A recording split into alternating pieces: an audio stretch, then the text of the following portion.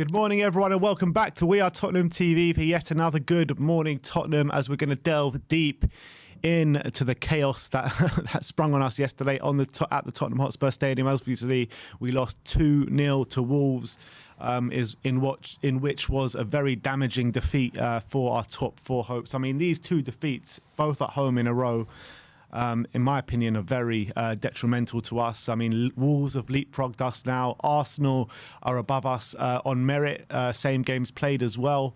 3 points above us. And it's just not looking great at the moment. It's not looking great. It feels as though all these players that we've kind of given praise to under Conte from the start of it have all reverted back to type since the close of the January transfer window. Winks is definitely in that. Sanchez is definitely in that. And some other players as well, which we'll get into. But the way we're going to structure today, we're going to get into Antonio Conte's press conference. Then we're going to go into a match review. Then we're going to go to Twitter. So if you want us to react to anything on Twitter regarding the game last night, do tag us and we will bring it up and react to it. And then after that, we'll be getting you guys on to have your say on what happened on the game last night. But before we go to the press conference, any words from you, Sim? Yeah, I'm sure I've got a lot to say, but yeah, was just really disappointed with how we started the game yesterday, which is pretty much what cost us for me.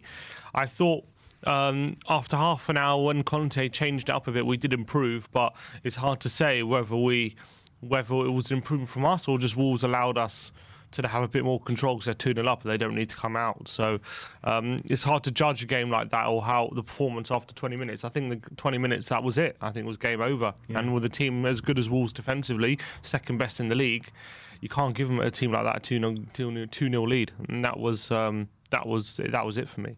How good is Max Kilman? Yeah, I thought he was exceptional. Max Kilman is absolutely... I mean, I've been impressed with him ever since he's broken into the Wolves squad, but I thought last night he was a man mountain. I thought he was absolutely brilliant. And I was listening to Talk Sport on the way home and just Wolves fans were just coming on and waxing absolute lyrical about him. I thought he was amazing, yeah. He really was. Yeah. He really was. Head and shoulders above all the defenders, I thought. Not just defensively, but on the ball as well. Strong, able to stride past players with ease, comfortable on the ball. Like night and day between him and someone like Sanchez. Yeah. All right, well, just before we get into the match preview and stuff, let's listen to every word that Antonio Conte had to say on the 2-0 defeat yesterday.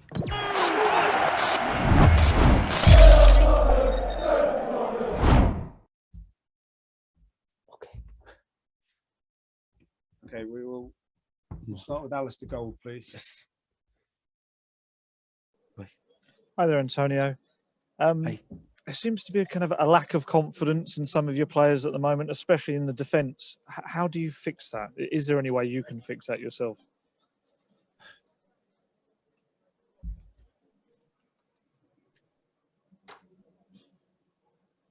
Yeah, but the confidence, and the pressure is part of our job. The pressure for me, the pressure for the players, and I think that this type of situation is part of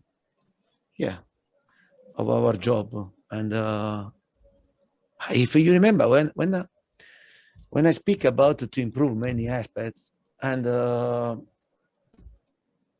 it's not only today that after 2 defeats in a row at home, I tell you a different situation. I continue to tell the same things, that there is a long road, a long path in front of us, and it's important to don't be scared and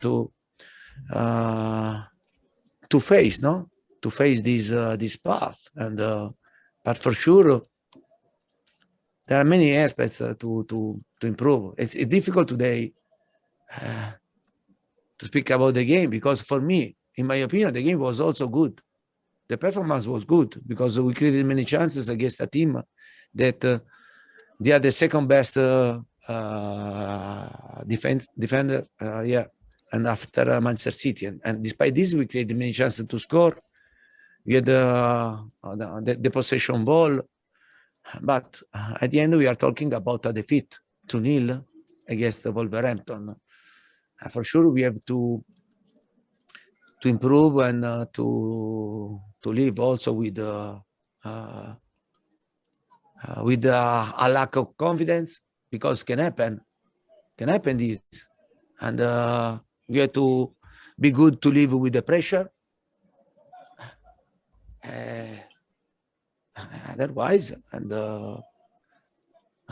is difficult, no. But I repeat, and this and very high is very high in every day, and during the training session, also during the game, because today I can't speak about a bad commitment, not until the end they pushed, and I'm proud about this. But there are many aspects. If you want to be competitive, to fight for important position, that you have to consider, and I think that we have a long path in front of us to follow. Can I just ask you, there's one player, I remember you saying a couple of weeks back about Joe Rodon, that he was the player you saw as the backup to Eric Dyer. Obviously, with the defence having struggled in recent games, has there been any temptation from you to use Joe at all? But Joe, we are talking about a really good guy, and we are talking a person that his commitment is very high every day. But in this moment, yeah, maybe I'm making mistake, and to pick different players, maybe, but my evaluation is to try to put on the pitch the best player and the moment. And if I didn't do this, it means that maybe I did different consideration, and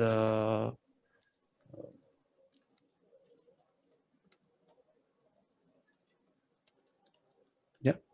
Thank you. Thanks, Ali. Charlie Eccleshare, please. Hi, Antonio.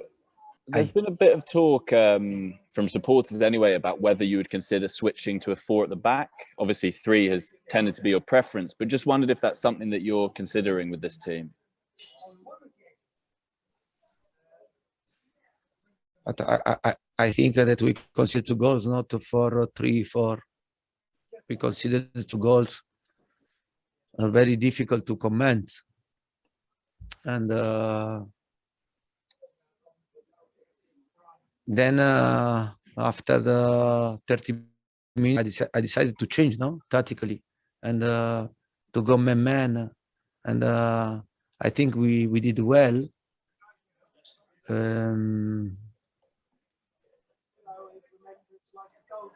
But when you consider the goal, you have to also to understand, and the reason, if there is a tactical reason, if there is different reasons. And in this moment, I think that we are we're struggling a bit, and with the confidence, with the pressure, and yeah, for me, I repeat, it's very it's very difficult to speak about the pressure, because the pressure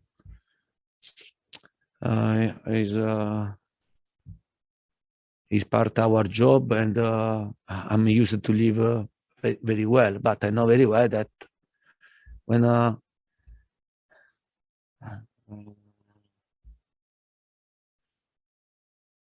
yeah, there are different situations, and for sure, this situation we have to try to manage much better.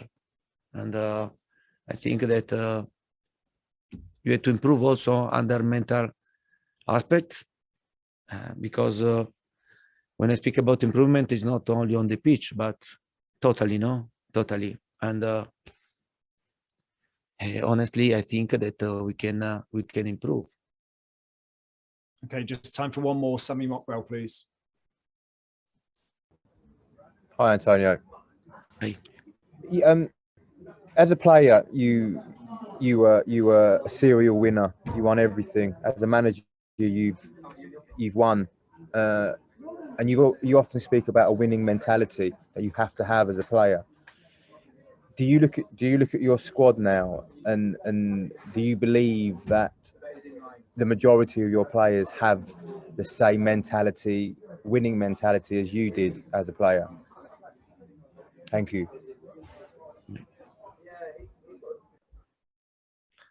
The problem is that you cannot buy the winning mentality. And the winning mentality, you transfer the winning mentality day by day. Day by day, and it's not sure that day by day, because there are players that are more open, no? And they understand quickly and the process.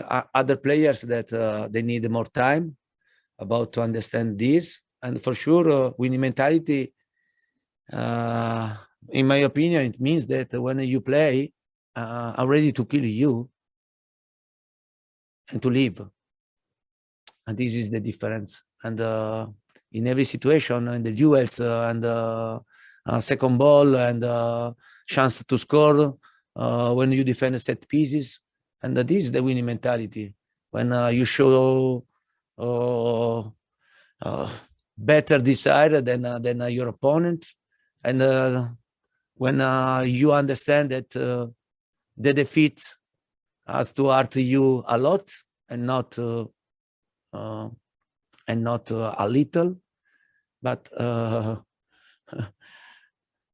this as this is not simple. This is not simple, and is when I speak, no, that we are working a lot and to try to improve in many aspects, and you know that after 3-4 weeks, I said to you when we lost against Miura, then, and I said that we have to work a lot, and maybe we have to try to improve, because there are a lot of situations to improve.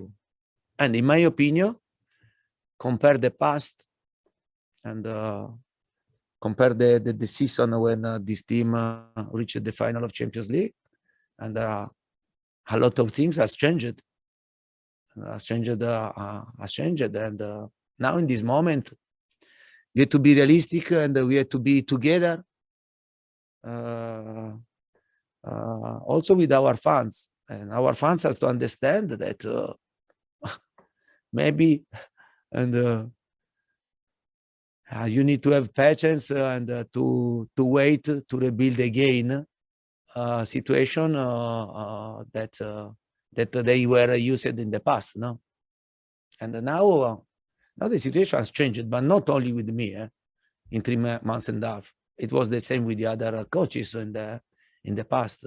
Yeah, and if we have patience and we want to work, we continue to work. If we don't have patience, and this is the situation, and we are working very hard with the players. The players, there is a great commitment, but it's not enough. It's not enough. It's not enough. And if I repeat, we want to be competitive, and we have to wait and to build step by step, and it's important to be realistic, to speak very clear, and I repeat, I like to do this, and this is not the first time that I'm telling you the same things. Otherwise, and yeah, this is not the first time. Okay, thank you very much. Thank you. So that was every word Antonio had to say in his press conference yesterday. One of the interesting points that he did bring up was about Joe Rodon. He said, Ali Gold, I think it was, asked him about Joe Rodon coming in terms of all the defensive frailties that we're showing at the moment. And he said maybe it has been a mistake not playing Joe Rodon. What were your kind of thoughts on that?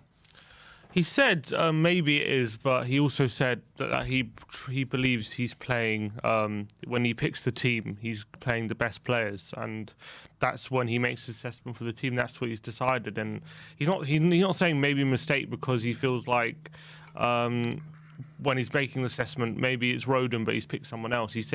That's what he sees when he's on the training pitch. So I don't think he's doubting himself, but maybe he's thinking it is time for a change at this point.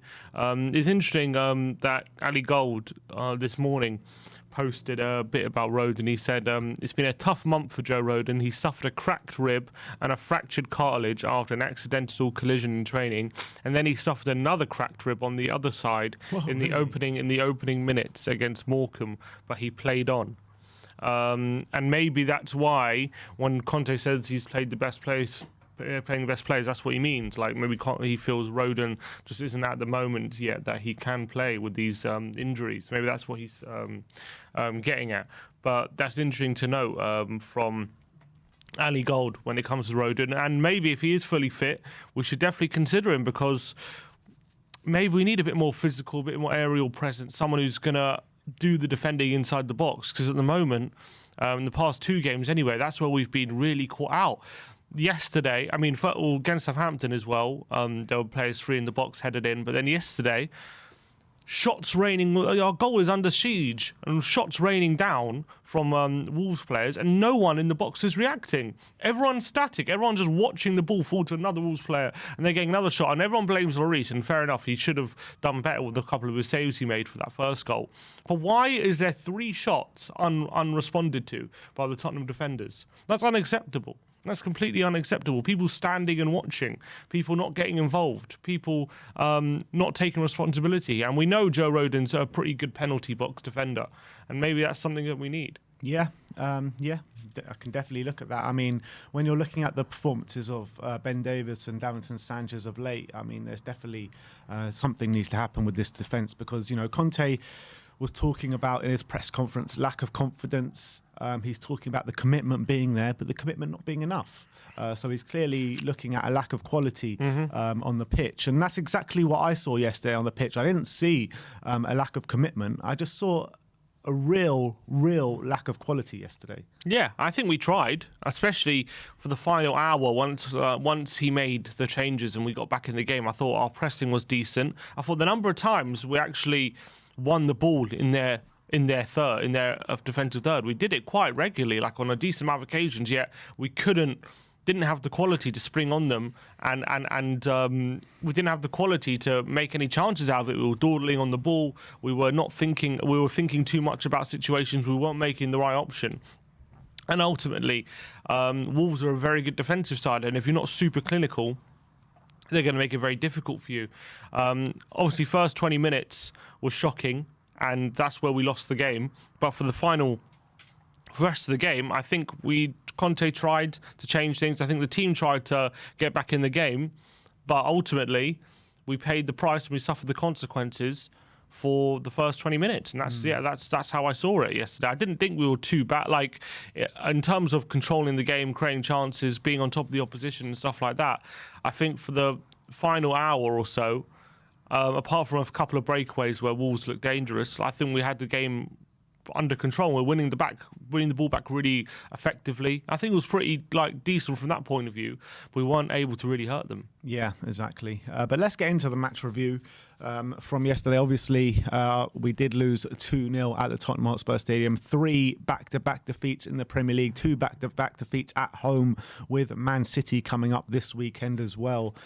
So when you're looking at the top 4 hopes, they do look a bit bleak right now. But look, there is a long way to go. But at the moment, as it stands right now, it looks very bleak in terms of the top 4 race. Yeah. It's not good. It's not looking good. Look, I'm sure there'll be many more twists and turns. And the fact of the matter is, we are still 5 points off 4th with 3 games in hand. That's just fact. That's not opinion. That's not what I think is the case. That's the case. We are 5 points behind with 3 games in hand. That's what the table looks like right now. So as long as the gap is that small, then you can never rule it out. But if we're losing 2 home games in a row to this kind of opposition, it's going to make it nearly impossible. Yeah, definitely agree with that, and especially with Man City coming up this weekend. And not only that, but there's a massive game in the top 4 race this weekend when Arsenal face Wolves again. So, look, we've got a lot of making up to do, even if we want to put ourselves in the conversation for 4th, because you can't lose these 2 home games and be within a fighting chance. You just can't, especially with so many teams going for it. But in terms of the game yesterday, the way the game started, it felt like it was just a hangover from that Southampton game. The defence was nowhere near quick enough to react.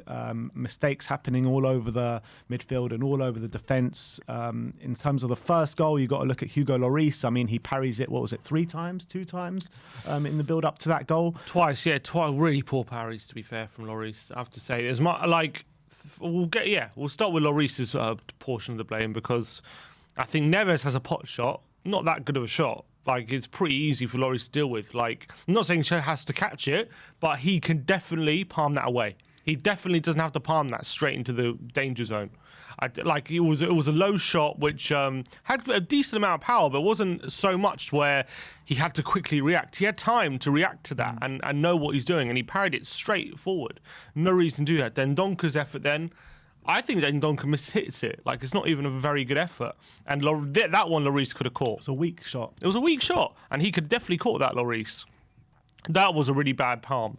I think he tries to punch it outside the penalty area. He doesn't get enough power on it. And then it falls to Jimenez, and he has time to chest it and volley it into the back of the net. We're 1-0 down after 6 minutes. Yeah. But, you can blame Lloris, which, fair enough, 2 poor parries. But if you look at a picture of when Lloris is parrying the shots, like, there's like, everyone is on the edge of the area just standing and watching. Every single defender doesn't come away from criticism for these goals, because everyone was just way too slow to react. I mean, how many times are we going to talk about this defence being way too slow to react? Ball watching every single time. What is going on? I don't understand. Like, these players, Davinson Sanchez, even Christian Romero was to blame for the goals yesterday. I mean, everyone just way too slow to react, and it's a constant theme for a while now. It really has been, apart from a few moments where the squad has been galvanised, like when Conte first came in. They've all reverted back to type, haven't they? Every single one. That's what it seems at the moment. Past 2 games especially, they've definitely been shocking. They've not been up to scratch at all. It's been actually pretty horrendous, I must say, from a defensive point of view. And how they allow Wolves to have 2 shots inside a penalty area without even getting near them. Why people are just standing. I think as well, Bentancur, as much as I thought he had a decent game for the first goal, he's standing and watching. And he only when it falls to Jimenez does he think, oh shit, I should get involved now. And by then it's too late. Like, why are players not being alert, not being ready to pounce if the keeper saves it? It's like they're already ready for the ball to go in. It's like they're not thinking, you know, if this gets saved or hits the post or something, I have to be first to that ball. They're like, watching is like, is he going to save it? Is he not? And then once he saves it, then it's like, okay, let's go. It's like, no, you got to be ready. You got to be on your toes. You got to be ready to react first. And that's exactly what happened with the second goal as well. I mean, again, build up was awful. Lloris, what a terrible back pass to Davis. what a terrible clearance. Them 2 are at fault as well for how they got in on goal. But then a couple of deflections happened in the box. But Sanchez and Bentancur, I know the ball's deflected off them, but like, they're just kind of waiting for it to go in when the ball goes off them. And then once the ball hits the post, then they're reacting, okay, let's jump into action. But then it's too late. Then Dunker's already on his bike and he's ahead of them. Like, why are these players just standing and just watching the ball? And at that very moment, the game's over, pretty much. Yeah. 20 minutes in, 2-0 down at home, the game's over. And even I'm not saying like Wolves are the second coming of prime Italy or something with their Max defense. Tillman was prime Maldini. Like what I'm saying is, Man City could give Wolves a 2-0 head start, and they could struggle to come back in that game. So how can we expect to give them a 2-0 head start and think that we're going to easily come back into the game? That's not just like damaging to give them a 2-0 head start. That's fatal. That's a fatal error that we've done in that game. And and as you saw in the because we did change it up. We did get back in the game in terms of control, because I thought for the first 20 minutes, there was even a stat you put at the game, you can see it, but they're 2-0 up. and I think they scored in the 20th minute or something. I think when did we made the change in the 26th or 27th minute? And from 20 minutes to 27 minutes, Wolves had 78% possession. Wow. 78. So they're 2-0 up, and they have 78% possession, right? And so I looked at it at the end of the half, the possession stats. I think it was 68% at the end of the first half. yeah, so like, especially for those first 25 minutes, they were well in control of what was going on. They were not just dominating the scoreline; they were dominating the ball. They were completely on top of us. Neves, I thought, was running things. Bruno Lager said after the game that he knows that Tottenham like to play 2 in the middle, so he put 3 in there to outnumber them and make sure they dominate possession. And we couldn't get near Ruben Neves in the first 25 minutes. We completely They lost. didn't even try to get near him. Yeah, we had no control. We had no control. Luke Kundle, this 19-year-old kid, was running rings around us. I think in the middle, Dendoncker was playing really well, and then obviously because they play a back three, when we went forward in the first 25 minutes, we had like 0 options. We were way too easy to defend against. Once we did change it, we brought on Kulu. We took off Sessegnon after 28 minutes, and he was a bit unlucky because I didn't think he was the worst player on the pitch, but I think maybe he thought, if I'm going to a back 4, I trust Davis more at left back than Sessegnon. Yesterday. Yeah, I have to feel for him because it wasn't his fault, but Conte had a decision to make. Who am I taking off? And he thought best to take off Sessegnon and instead of Davis or Doherty, which I feel bad for him, but that's the decision he made. You could argue it might have been mistakes. I didn't like Davis at left back either, to be honest.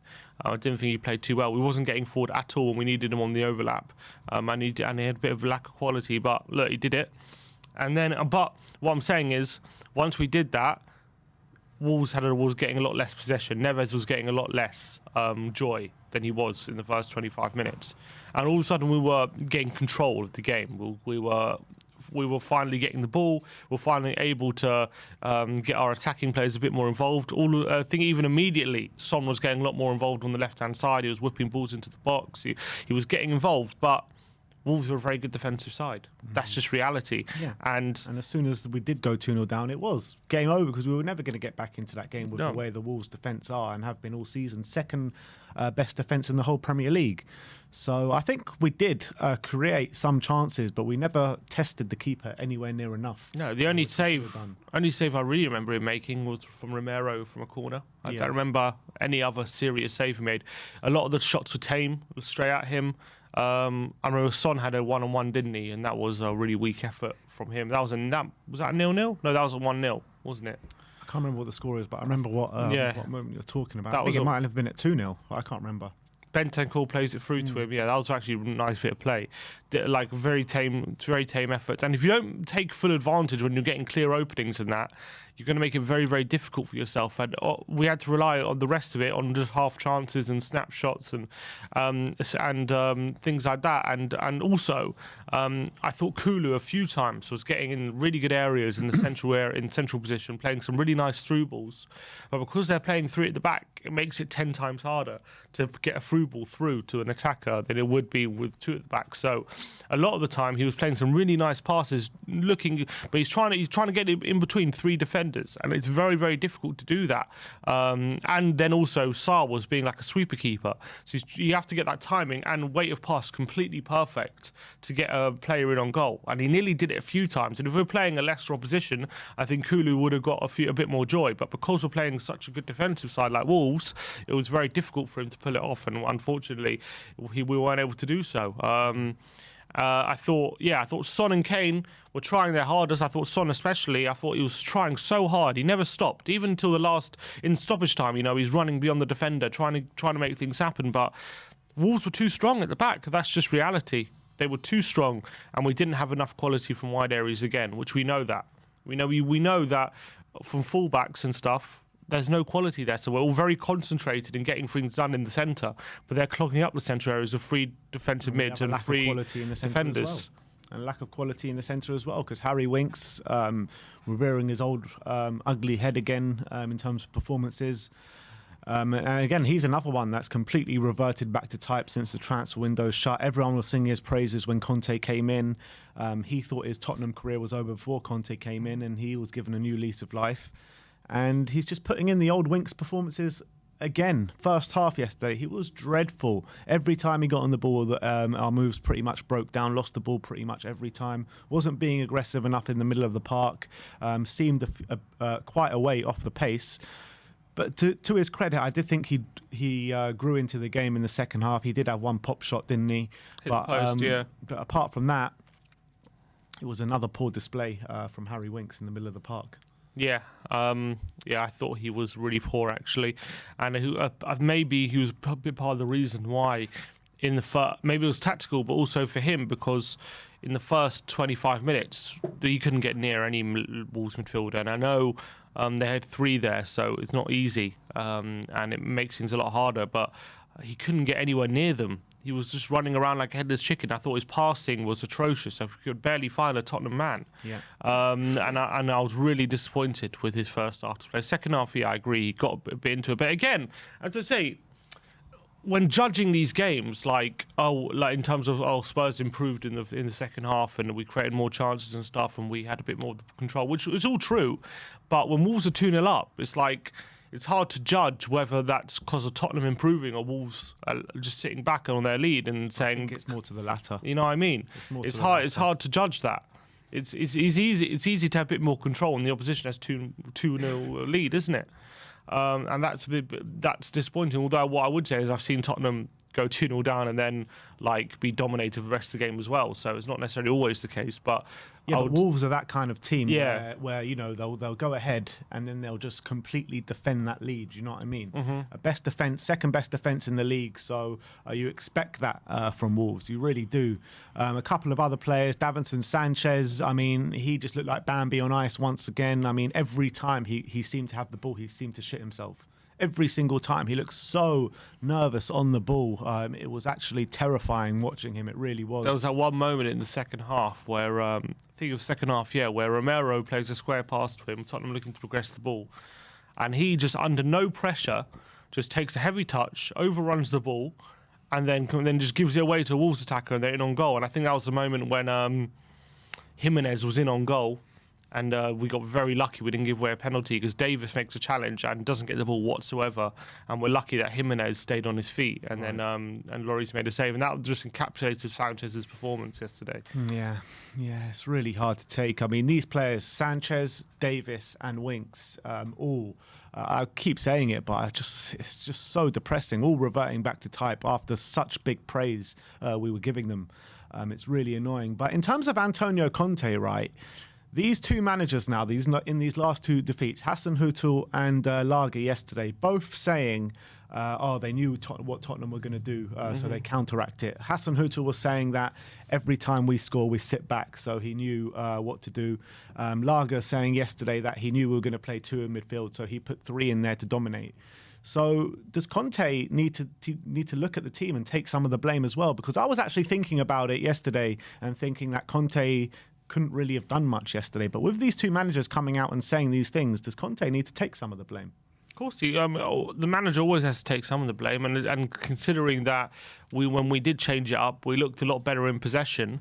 That shows that maybe there is a format there, and in this specific game anyway, maybe a different approach would have been better, and maybe we're becoming a bit too predictable, the 3-4-3, and easy to dominate in those areas. And we know 3-5-2 we've looked a bit better since Conte's come in specific games. So he's got to think, especially a team like Wolves, you've got to play with 3 centre mids. But unfortunately, he's also hamstrung with the squad he has. That's just reality. Like, he only has 4 centre mids, kind of. So, if you're playing 3 every game, you're leaving yourself very, very short. And we know Skip's injured as well. Højbjerg, I think, needed resting. So what does he do? He played the 3-4-3.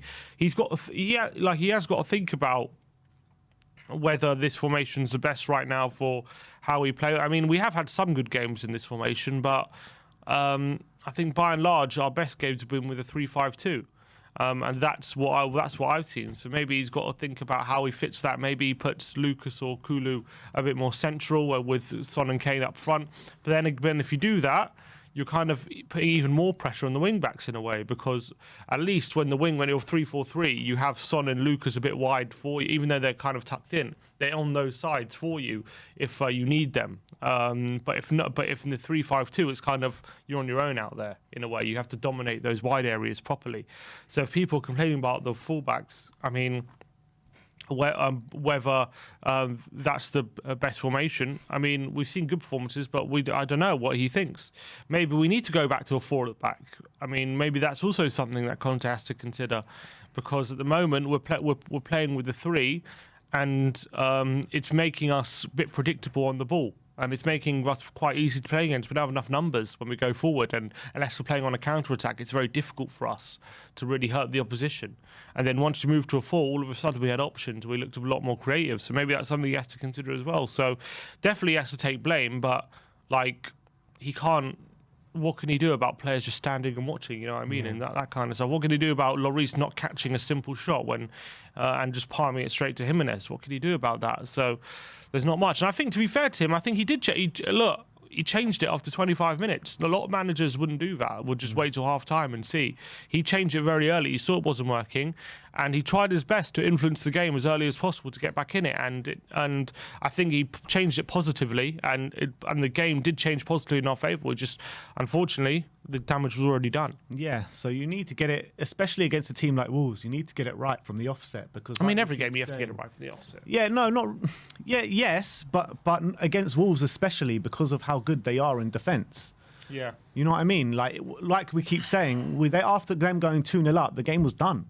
The game was done, and there was not much Conte could have done to swing that game in our favour, as opposed to if you go 2-0 down early to a team like, a Norwich or a Brentford or someone like that, you can turn that game around.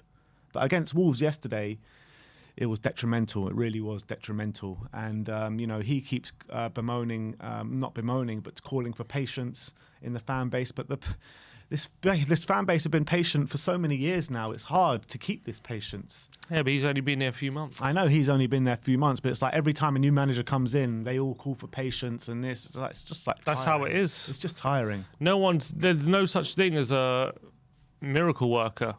Well, like there's no such thing as a manager who's just going to come in and solve the problems immediately. It's always going to be. That's why it's so frustrating that we're in this position, because we had a really good basis. We had a real settled squad.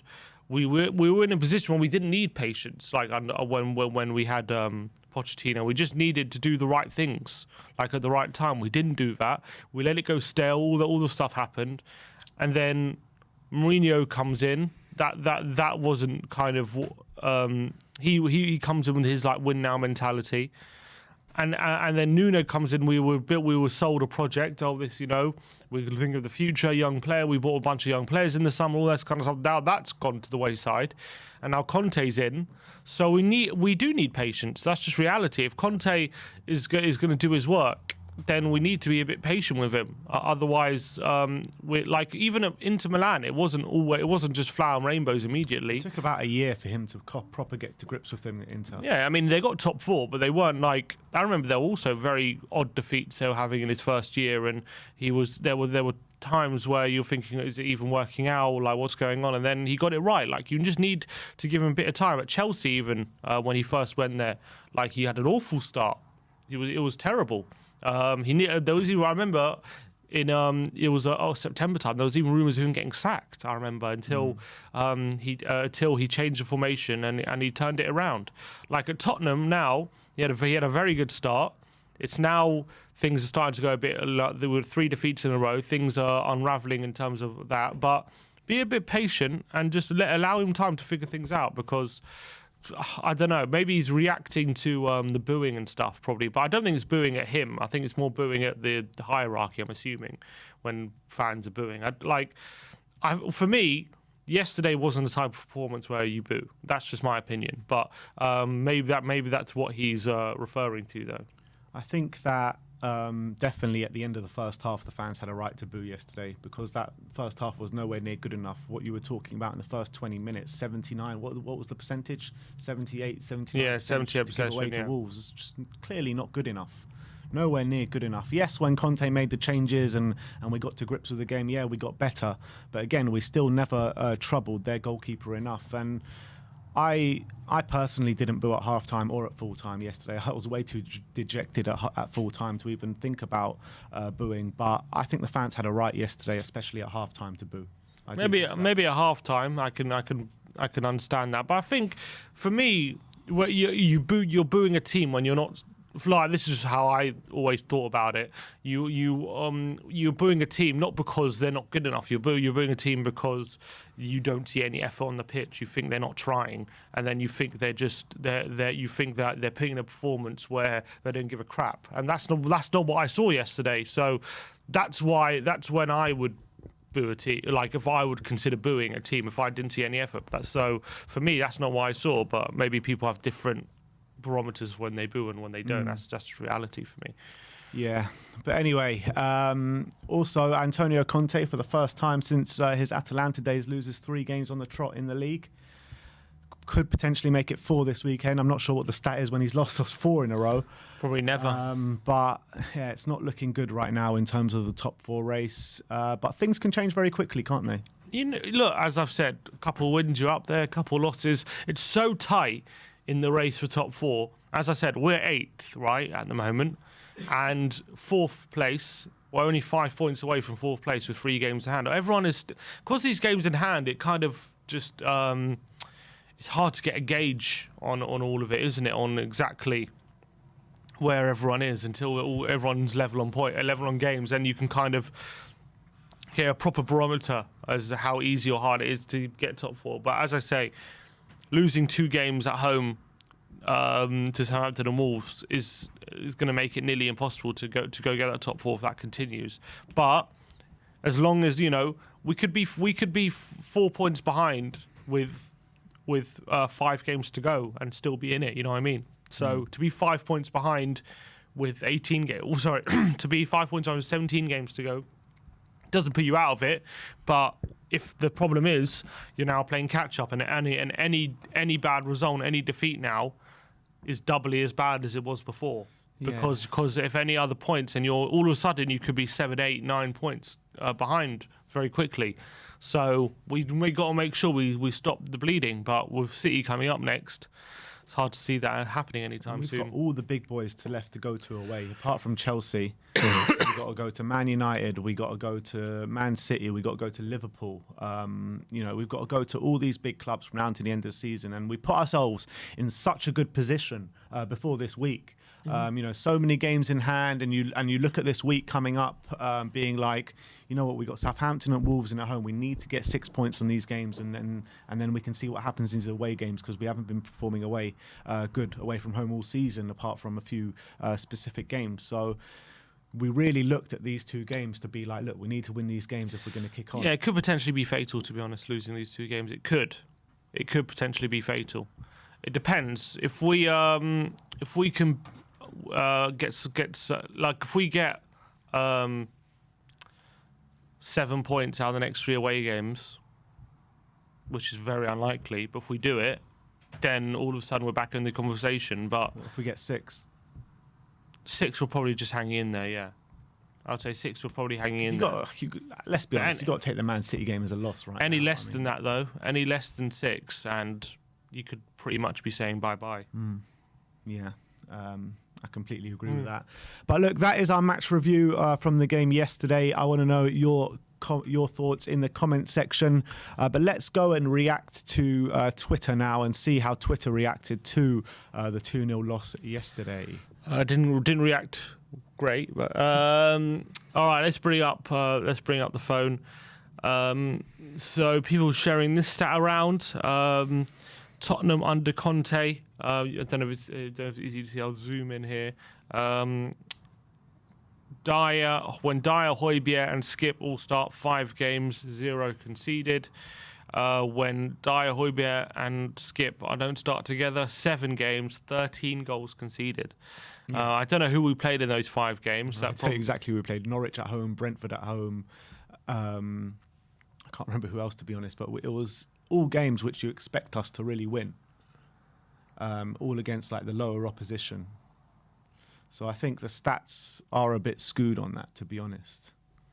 Norwich at home, Brentford at home. I'll tell you now, I'm just getting it up. So Conte came into the Vitesse game, right? Mm-hmm. So it was Everton away, Yeah.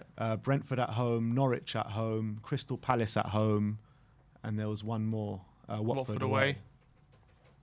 All right, we still kept clean sheets though, Yeah. which is not nothing. It's not easy to keep clean sheets even against against like Palace, decent, Everton, and Rafa, to be fair. But no, I understand what you're saying. They weren't the hardest games, but we still kept clean sheets. But it doesn't mean just because when they start, everything's going to be back to the being amazing. But it's been a clear feeling though in the last 2 games against Southampton and against Wolves how much we're missing these 2 players. Especially Dyer for me. Desperately. Like Dyer, Desperately. Without him, I feel like the back line is just so disorganised. I feel like people are just all over the place at the back and no one's taking the lead, which is a big problem. Wolves punished Spurs and then held firm for 3 points for the hard work for their hard-fought win. This is the Oracle threat barometer, which analyses threat and individual moments of the game. So as you can see, Wolves had the first 20 minutes pretty much all Wolves, and then after that, Tottenham had a lot of it, but we couldn't really threaten properly. We had lots of shots on target, and I think especially that period you can see right at the bottom. That's the last 5 minutes, and I think we really did put a lot of pressure on in the last 5 minutes. I would say when Kulu came on, I really liked him in that number 10 position. You could see, maybe not everything came off that he was trying to do, but you could see his vision. Yeah, and I think if we're playing a team a bit worse than Wolves defensively, I think a lot more of his through balls get paid off. He nearly scored as well. Nice shot. That was so close. Just shaved the post. That was such a shame. Antonio Conte's asked for patience from Tottenham fans. Our fans need to understand that maybe you need to have patience to wait to rebuild again the situation they were in, they were used to in the past. You know what's frustrating that's about reality. this? You know what's frustrating, and I don't put any of this frustration on Conte. Obviously, it's all aimed at the hierarchy, but every manager that comes in says the same things. You need to have patience. We need to rebuild. We need this. And then we sack them after a couple, and then they get sacked. Mm-hmm. There's no such thing as patience anymore in Premier League football. That's especially the truth, not with the Tottenham hierarchy. Definitely not. So, I mean, look, if it goes wrong for Conte, well, look, I think the fans know now. If it goes wrong with Conte in charge, there's no one else to blame but higher up. Like with Nuno, you can say, oh, Nuno was rubbish, and this with Mourinho, you can say he was past it and stuff. But when it comes to Conte, there is no excuse for it not to work. Tactical Times say, if Tottenham are bad with Pochettino, Mourinho and Nuno and Conte, we might just have to accept someone sold the club to Beelzebub in exchange for a UCL final and a new stadium, and it's a lost cause. Yeah, we probably are a lost cause, let's be honest, knowing Tottenham.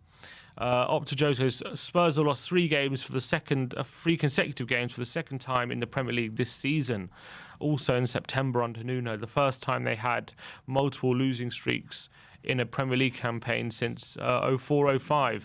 Wow. Fragile, which was under Santini and Martignol that season. That was finished ninth left after 13 games. 13 games, yeah. 13 games, yeah. Harry Kane's game by numbers, according to Statman Dave, 71% accuracy, 8 shots and 4 on target, 7 ball recoveries, 6 out of 9 duels won, 5 attempted 3 successful take-ons and 2 long balls. He was a handful on a frustrating day. Did you think Kane had a decent display yesterday? Yeah, there was a moment in the game yesterday where Harry Kane was just trying to do everything on his own because he realised there's just nothing. Yeah, he's like dribbling past like 3-4 players, I remember. Just getting the ball, trying to do everything on his own. So I got up off my seat and I just started singing, "Number 1 is Harry Kane." And I went through the whole thing. A few people joined in because they appreciated the efforts. But that was in the first half, I think, as well, yeah. And it was just felt like I just wish we had players all of the same mentality as Harry Kane because He's the only one that really yesterday that tried to grab that game by the scruff of the neck. Yeah, and he tried his hardest. Unfortunately, he was fighting a losing battle at times against that stubborn Wolves back line. No goalkeeper has kept more clean sheets away from home in the Premier League this season than Jose Sarr. The last two have come at Old Trafford and at the Tottenham Hotspur Stadium. And when it comes to Wolves, they're a lot better, as we said before the game in the preview. They're a lot better away from home than they are at home. And they showed that again yesterday because the onus isn't on them to attack. The onus is on the opposition when they can just make things difficult for you. And we saw that against Arsenal in midweek when when they were at home. It was a lot more difficult for them to play than away from home against us. Also, Arsenal are not really making these stupid mistakes at the back. That's it, and they got a bit of a lucky goal from a corner to go 1-0 up, and that was a different kind of game. Whereas we just completely gave them 2 goals, shot ourselves in the foot. Whatever we want to say about Arsenal and however much we want to clown on them all season and all that kind of stuff, their defence is playing really well at the moment. It is. With Gabriel and Ben White at the back. I mean, their defence is performing at levels above ours at the moment. Levels. Tottenham boss Conte says it's impossible for a team hoping to fight for Champions League to lose games the way Tottenham have recently. Yeah, spot on. That's exactly what we've been saying. You can't lose these games back to back at home, especially in the position we're in and how tight it is. If we have any of these top 4 hopes, we just can't. Yeah, and that's the reality.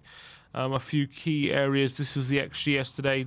So despite all the efforts we tried and all the shot, I think we had quite a few shots and even shots on target. As we just saw, Kane had 4, but the XG was so low because they weren't good quality chances.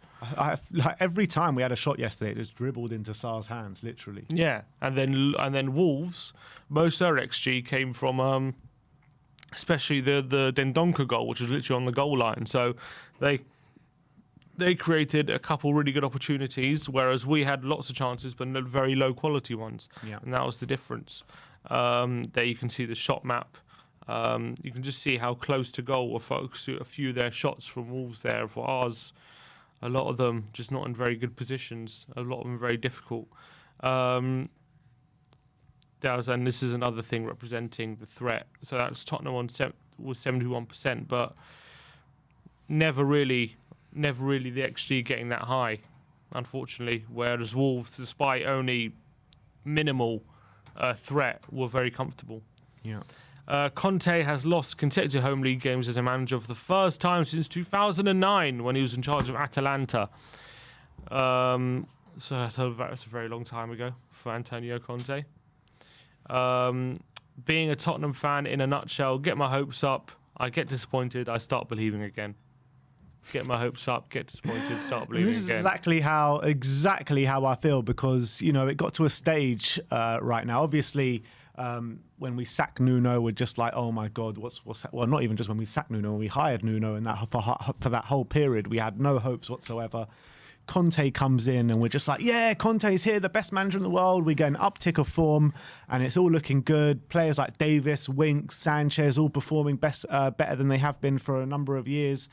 And then they show their ugly heads again and they revert back to type. And then it's just like, oh my God, what are we watching? What are we watching? And then, in a few weeks, we'll probably win a few games in a row and all the hope will come back again. Yeah, we'll start believing. We'll beat Burnley or something and we'll start believing again. But then we'll get disappointed. This is usually how it works with Tottenham. LP says, Hugo Lloris is the reason we weren't 1-0 down, but he's also the reason we weren't 5-0 down. That's pretty true, I felt. Look, I know a lot of people like to rag on Lloris, and yes, he did make mistakes yesterday, but he's had a brilliant season this year, and I think he's been an unbelievable keeper. He's kept us in games at time. If you look at the Southampton game alone, he was the reason why we weren't 4-5-1 down in the first half. I think he's had a very good season, let's be honest, Lloris. Yeah, he's had a very good season. He has done. I can't remember too many dodgy games like the one today. Like yesterday, sorry. Yeah, I completely agree. So I, for one, is not going to lay into Lloris too much for yesterday. Yeah, I don't think it's a problem. Fan Antonio says we need to drop 3 at the back until we have at least 2 of them with a brain. You cannot play a system that means you have to flood your team with brain-dead players. Should we consider moving away from 3 at the back? Depends when Dyer's coming back, because I think when Dyer comes back, it will get a lot better at the back. I think Dyer's back for the City game. I'm hoping anyway. So if he is, then I think we got to keep it at 3 at the back against City, because if we have Dyer and Romero there in the back 3, that makes it a lot stronger and should put a bit more kind of leadership in there. And Dyer always has a good game against City, doesn't he? So annoying. As soon as Romero comes back, Dyer's out. Yeah, and Dyer had a long stretch of games while Romero was out. Hopefully we'll get them back soon. But what I would say is,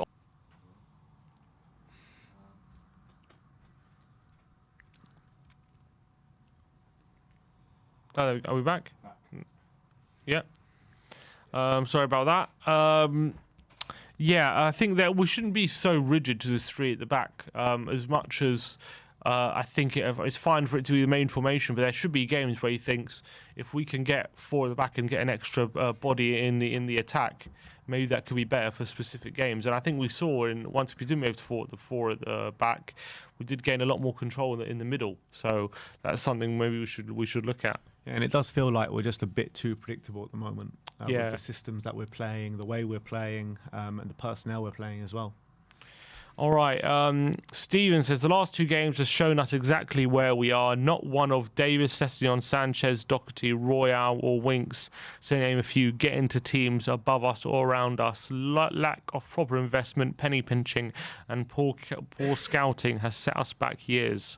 Yeah, spot on. Poor scouting being the main part of that, in my opinion, because we actually, when you look at it, we actually have spent quite a bit of money over the last 3-4 years. Spent a lot of money. When you're talking about breaking our transfer record like 2 times or 3 times in that period with Ndombele, Giovanni Lo Celso, Ryan Sessegnon coming in for big money. We've spent a lot of money, and it's all been for nothing, really. Yep. And we're going to lose a lot of it, aren't we? Not saying Jose was perfect, Nuno was perfect, or Conte is perfect, but 16 managers in 21 years says a lot. The ownership is rotten. Spurs were on the cusp of a great team 5 years ago, and Levy failed to invest. Yeah. Couldn't be more true.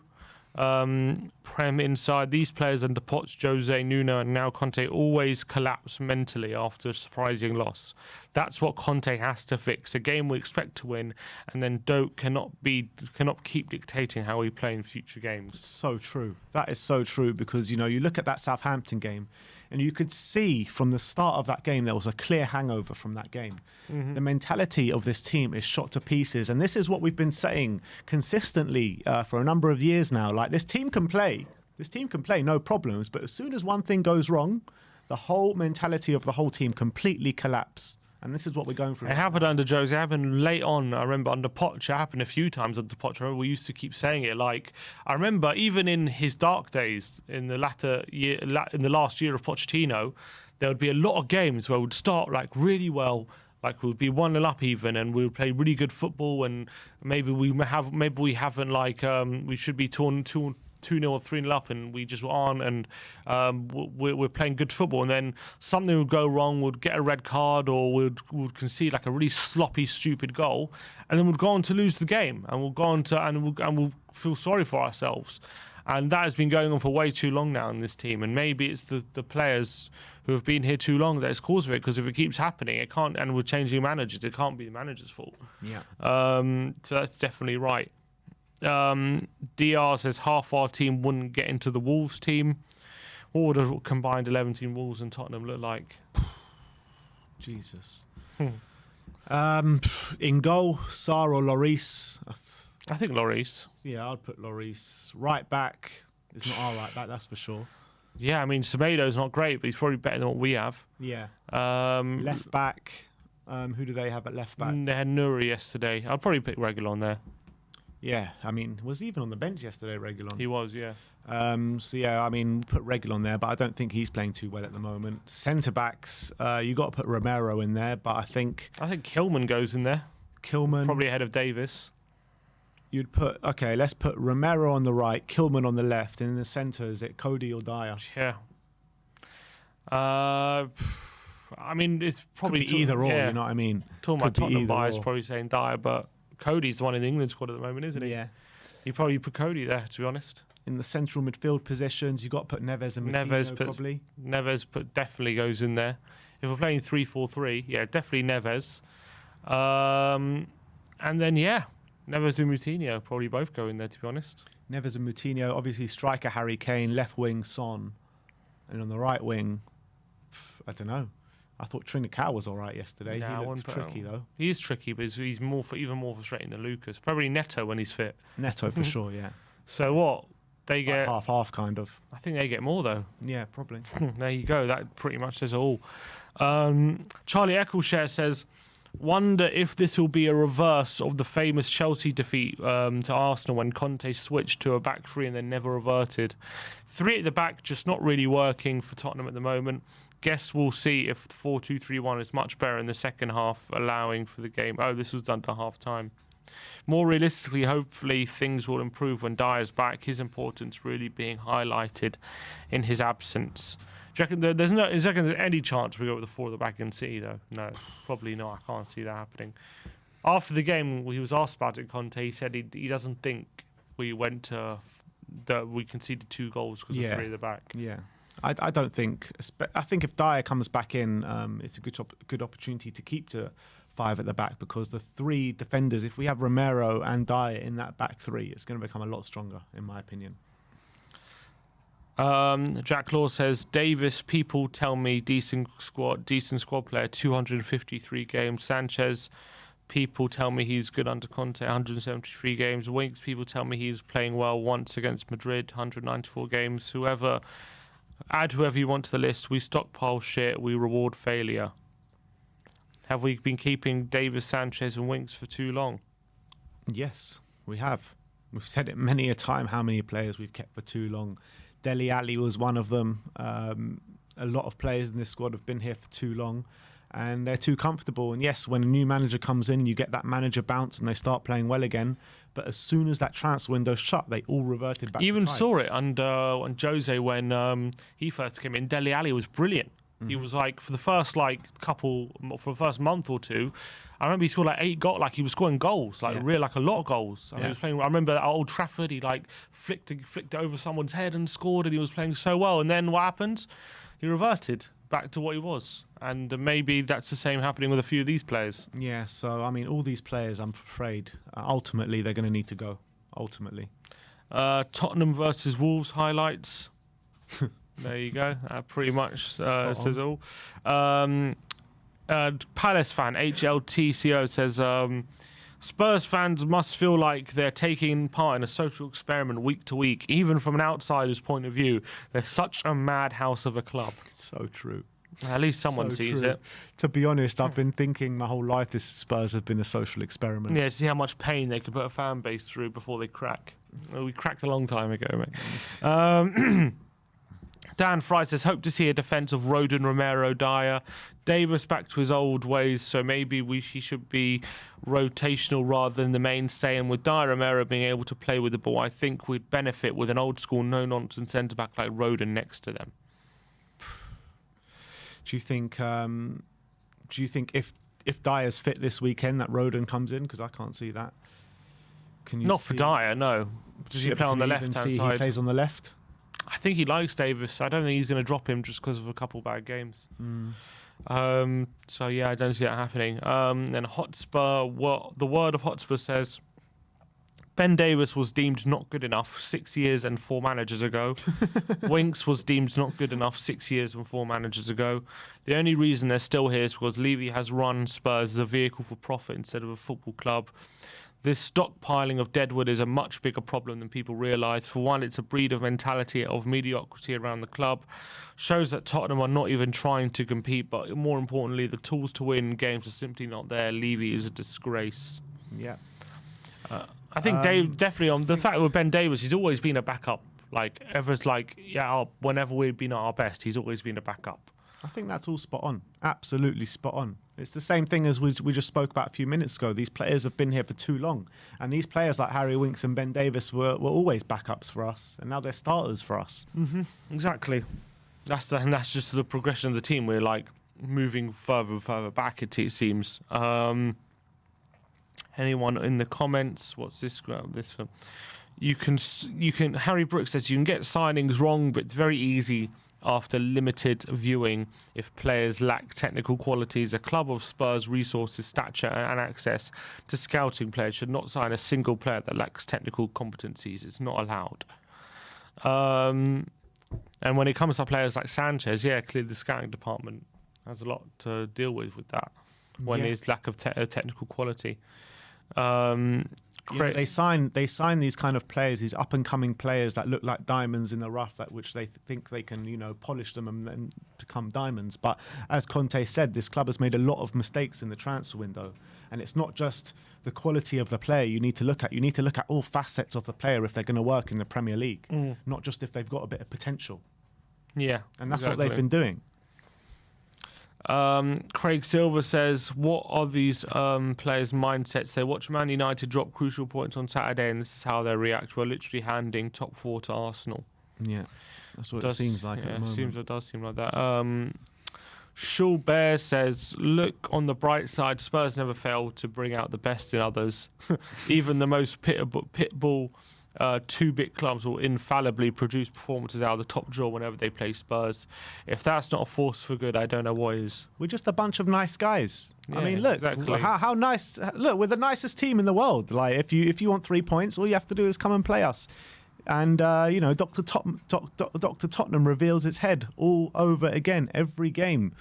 And you got to give credit to the boys because they're such nice people. They're so nice. Spurs watch Conte suffering 3 league defeats for the first time since 2009. That picture, he does look very worried, doesn't he? Yeah. Antonio Conte. That guy next to him, I don't know his name, but he looks ready to kill. Yeah, literally. Look at those eyes. Oh man, I wouldn't want to get in the way of that. Bloody hell. He looks. He's going to murder someone. I think when Conte talks about, if the player doesn't give his all, he's ready to kill. I think he's the henchman that he gets to do it. He looks like he's ready to cry, and he looks like he's ready to kill.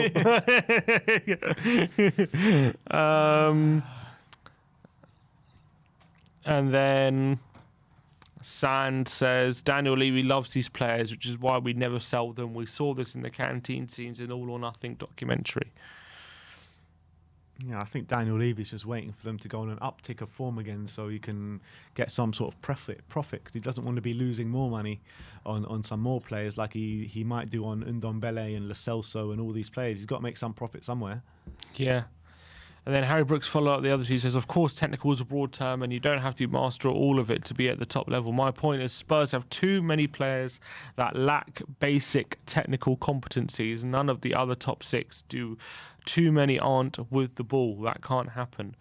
I would say the players, for me, that lack proper technical competencies at the moment in our squad, I would say Sanchez. Emerson. I would say Emerson, Doherty, Davis. I would probably put Winks. I wouldn't put Winks in there. I think Winks has decent technical ability. I think it's off the ball where he's the real problem for me. Well, you say that, but there's a lot of games. Yes, there's some games where he can show his technical ability, and maybe he does have it in his locker. But there's way too many games where he gets the ball in the middle of the park. It's wayward pass time and time again. The good performances from Winks in terms of technical ability are way too far between. Few and far between. Yeah, that's the one. Okay, you can put Winks in there. Højbjerg, I might put in there. I think he lacks quite some serious technical ability. That's at least 5 there. Then Tanganga, you can probably put there. Joe Rodon, probably. Rodon, we haven't seen enough of to make a judgment on that. I wouldn't put Sesson on there yet. Everyone else, obviously, I like Kane's son. Lucas, no, I wouldn't put Lucas there. Yeah, so that's like a lot of our squad though, and those 5-6 players we play on a regular basis. Yeah, and it costs us a lot especially I tell you when it really costs us when we're put under pressure. Like against Southampton and like against Wolves in the first 25 minutes when they put us under real pressure. Just press this team and they'll fold for you. They'll absolutely fold for you. So that's now the technical ability to play out. Yeah, that's all you need to do to play against Tottenham Hotspur. Just harry and press us a little bit and we'll fold under the pressure for you. So I think that's right. All right, nice guys. That's enough for Twitter for now. But there you go. That's Twitter reacting to Tottenham's 2-0 home defeat to Wolves. All right. Just before we get on to some call-ins, let's go through some super chats. The first one from Stephen Crane saying, Dyer, Rodon, Skip in, Sanchez, Davis, Winks out. I mean, yeah, I wouldn't mind that, but Skip ain't back yet. Yeah, but I guarantee you, when that happens, then after a few games, you're like, oh, Rodon needs to go, and Dyer will make a mistake, and we need to get Sanchez back in. He was playing well. People forget. People have short memories. Yeah. Faz Radfar says we lost 2 games largely on individual errors. I think yesterday was more larger on individual errors. I think the game against Southampton wasn't. I think we were dominated properly throughout most of the game. Mintu Lee says some rival Asian fans are even coming up with jokes like Commonwealth is Arsenal, Wolves, Southampton. For fuck's sake, we need Dyer and Skippy back for the coming games. We definitely, maybe they'll just bring a bit more energy and ability to defend our goal than we have recently, because at the moment we're like a wet piece of paper the way we're defending our goal. Literally.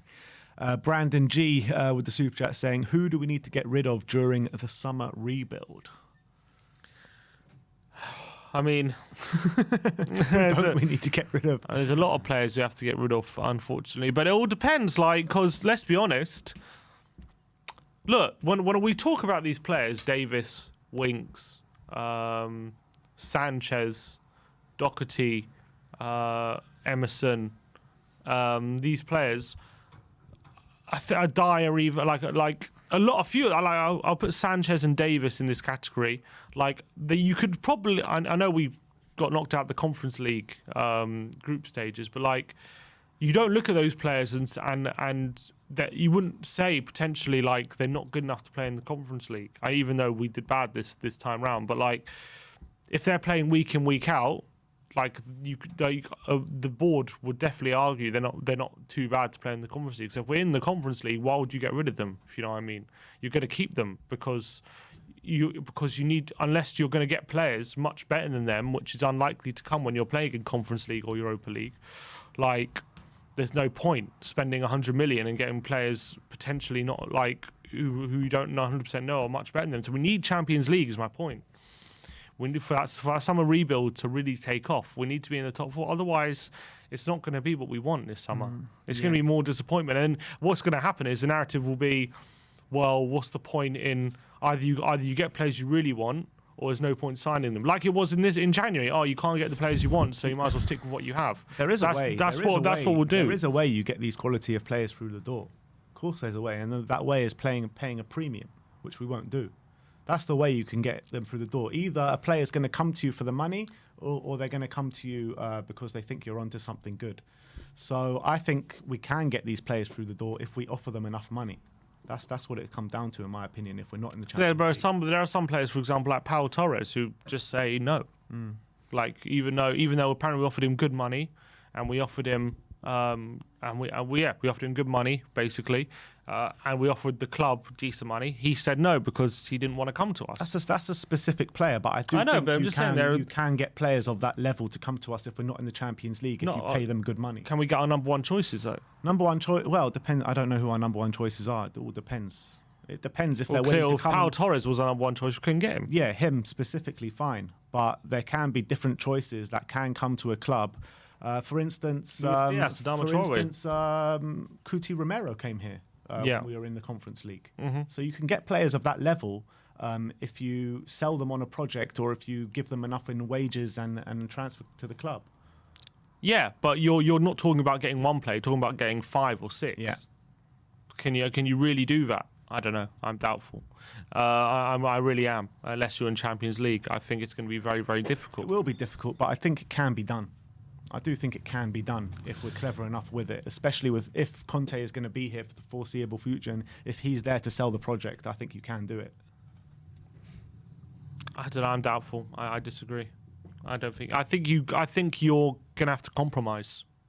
I think you have to compromise when you're in that position. I don't think you can have the rebuild that you want, or if you're not in the strongest position possible. That's how I feel. Yeah, there will be certain players, of course there will be, that won't come here because we're not in the Champions League. But I still think, what I'm saying is, I still think you can get a high enough caliber to come here to get ourselves back into the Champions League. But you're saying you can't do that in January? In January? Yeah. Well, I don't know. We got two good, high quality. Well, we got high quality players in January. But I'm talking about a summer rebuild here. That's what I'm talking about. I know, but why could we have done more in, like, because I don't know.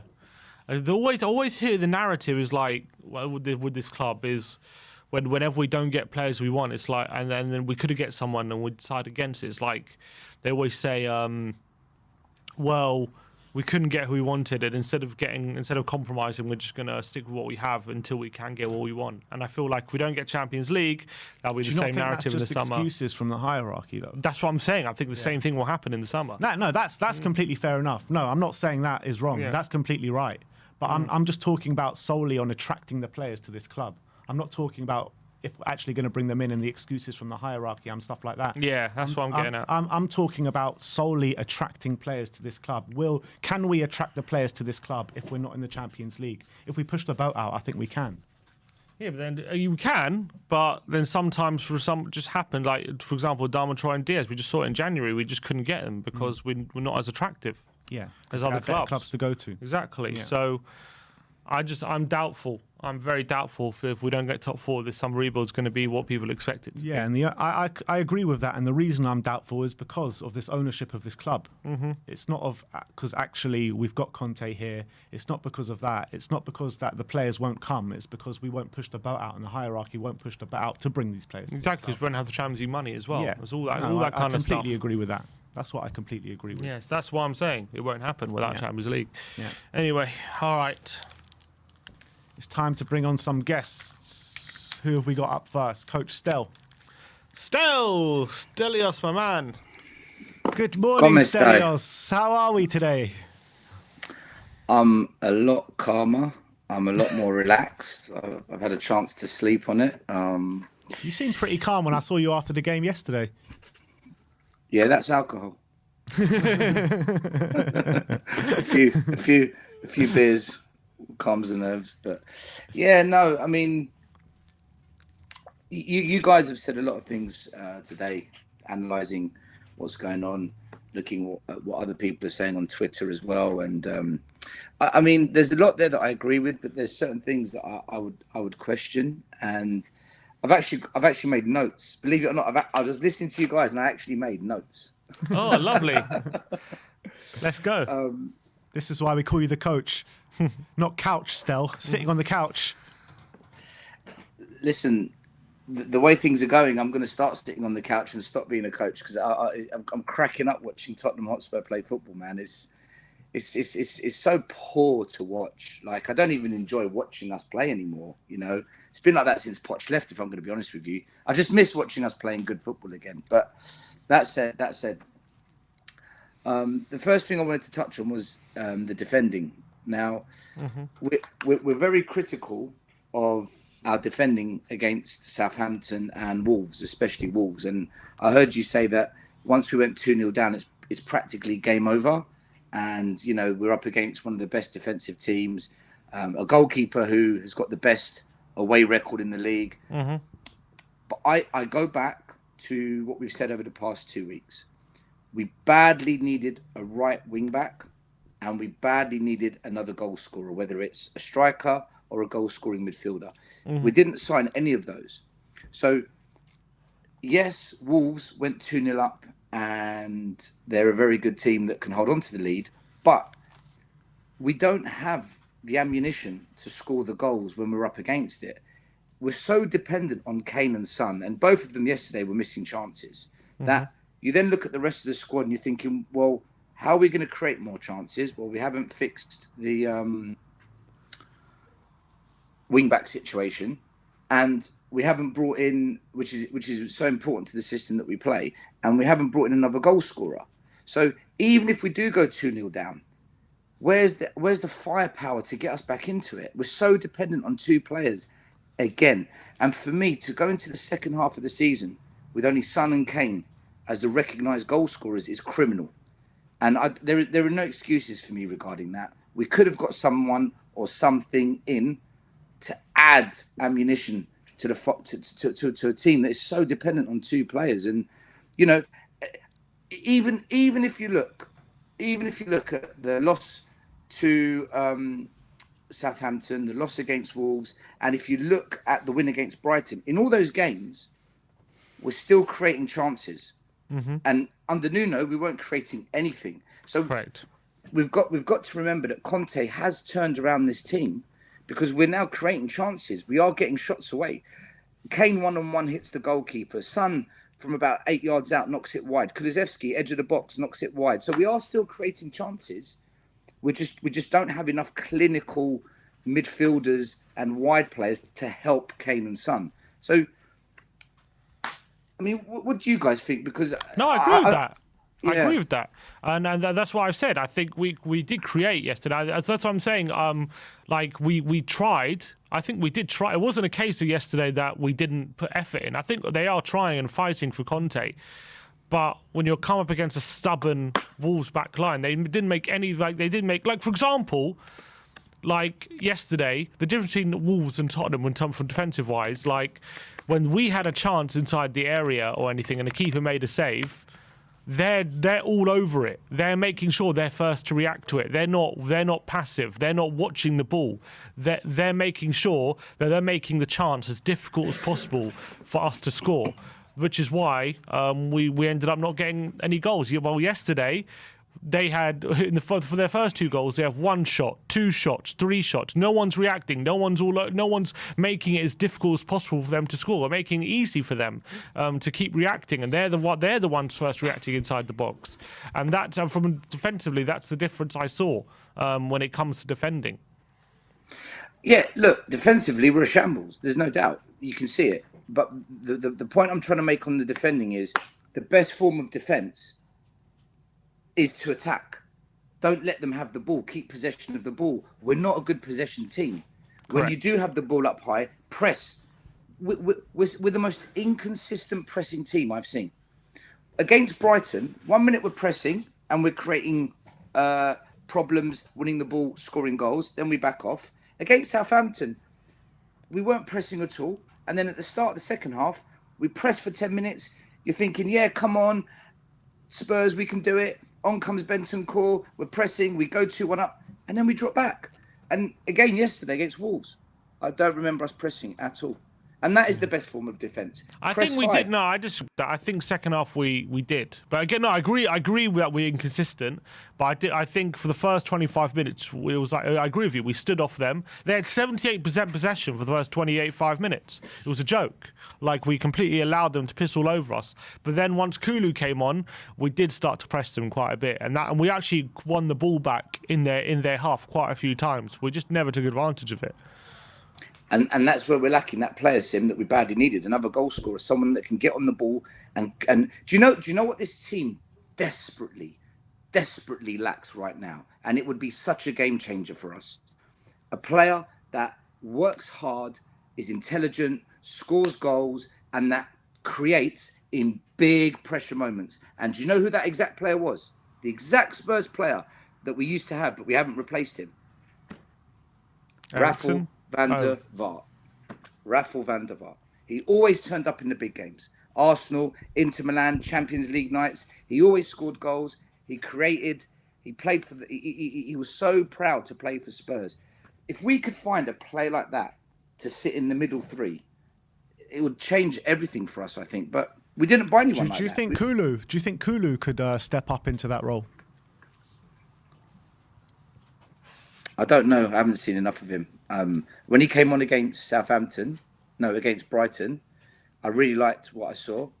Then against Southampton, he came on. He did nothing, just no impact. Yeah. Yesterday, he came on. He improved us, but it wasn't enough to change the game. So I think Kulu is one of those players. He seems to be the opposite of Bentancur. Bentancur's come in, he's slotted right in. You can see he's clearly head and shoulders above anything else in the midfield we've got.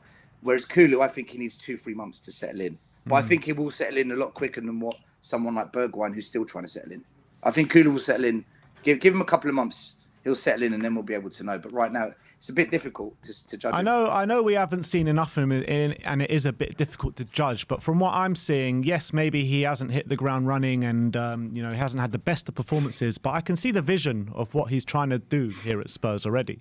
And I think that he's getting it in the middle, and he's showing some nice little touches on the ball and a bit of vision with his passing as well. And he did nearly get on the score sheet yesterday too. Yeah, sorry, I'm laughing because I've just realised why you called me Couch Stel. Just seen the name at the bottom, like Couch. Yeah, no, that's hilarious. Hold on 1 minute, I need to screenshot that. Okay. Yeah, look, you're right, but he's finding his feet, isn't he? He's finding his touch in a league that is much more fast-paced. Energy levels need to be much higher, and he's got to think that bit quicker. So I think he's just finding his feet. But yeah, like I said to you, when he came on against Brighton, I was really impressed with what I saw. Against Southampton, I wasn't. Yesterday, I thought he did well, but he's just a player that needs time. He looks like someone that is going to come good for us further down the line. Stel, I want to ask you about because yesterday we made a change after 25 minutes. It was bringing Kulu on, change the formation to 4 at the back. We did, for me anyway. We gained a little bit more control, started to get through a few chances, obviously without no avail. We did look a bit better though than we did have when we were 3 at the back. For you, and when you're looking at that game, did you feel like we improved because of the formation change, or was it just Wolves being 2-0 up and allowing us a bit more control of the game? Come on. Wolves managed the game out. They spent as much time as possible on the ground, running down the clock, exaggerating injuries. Wolves completely managed that game out. It was a masterclass in shithousery game management. Honestly, if that was us in a big, we'd be saying intelligent, very intelligent. Look at Lamela, he's staying on the ground for 5 minutes. Look at Bergwijn, he's rolled over 3 times. And listen, Wolves absolutely did us yesterday.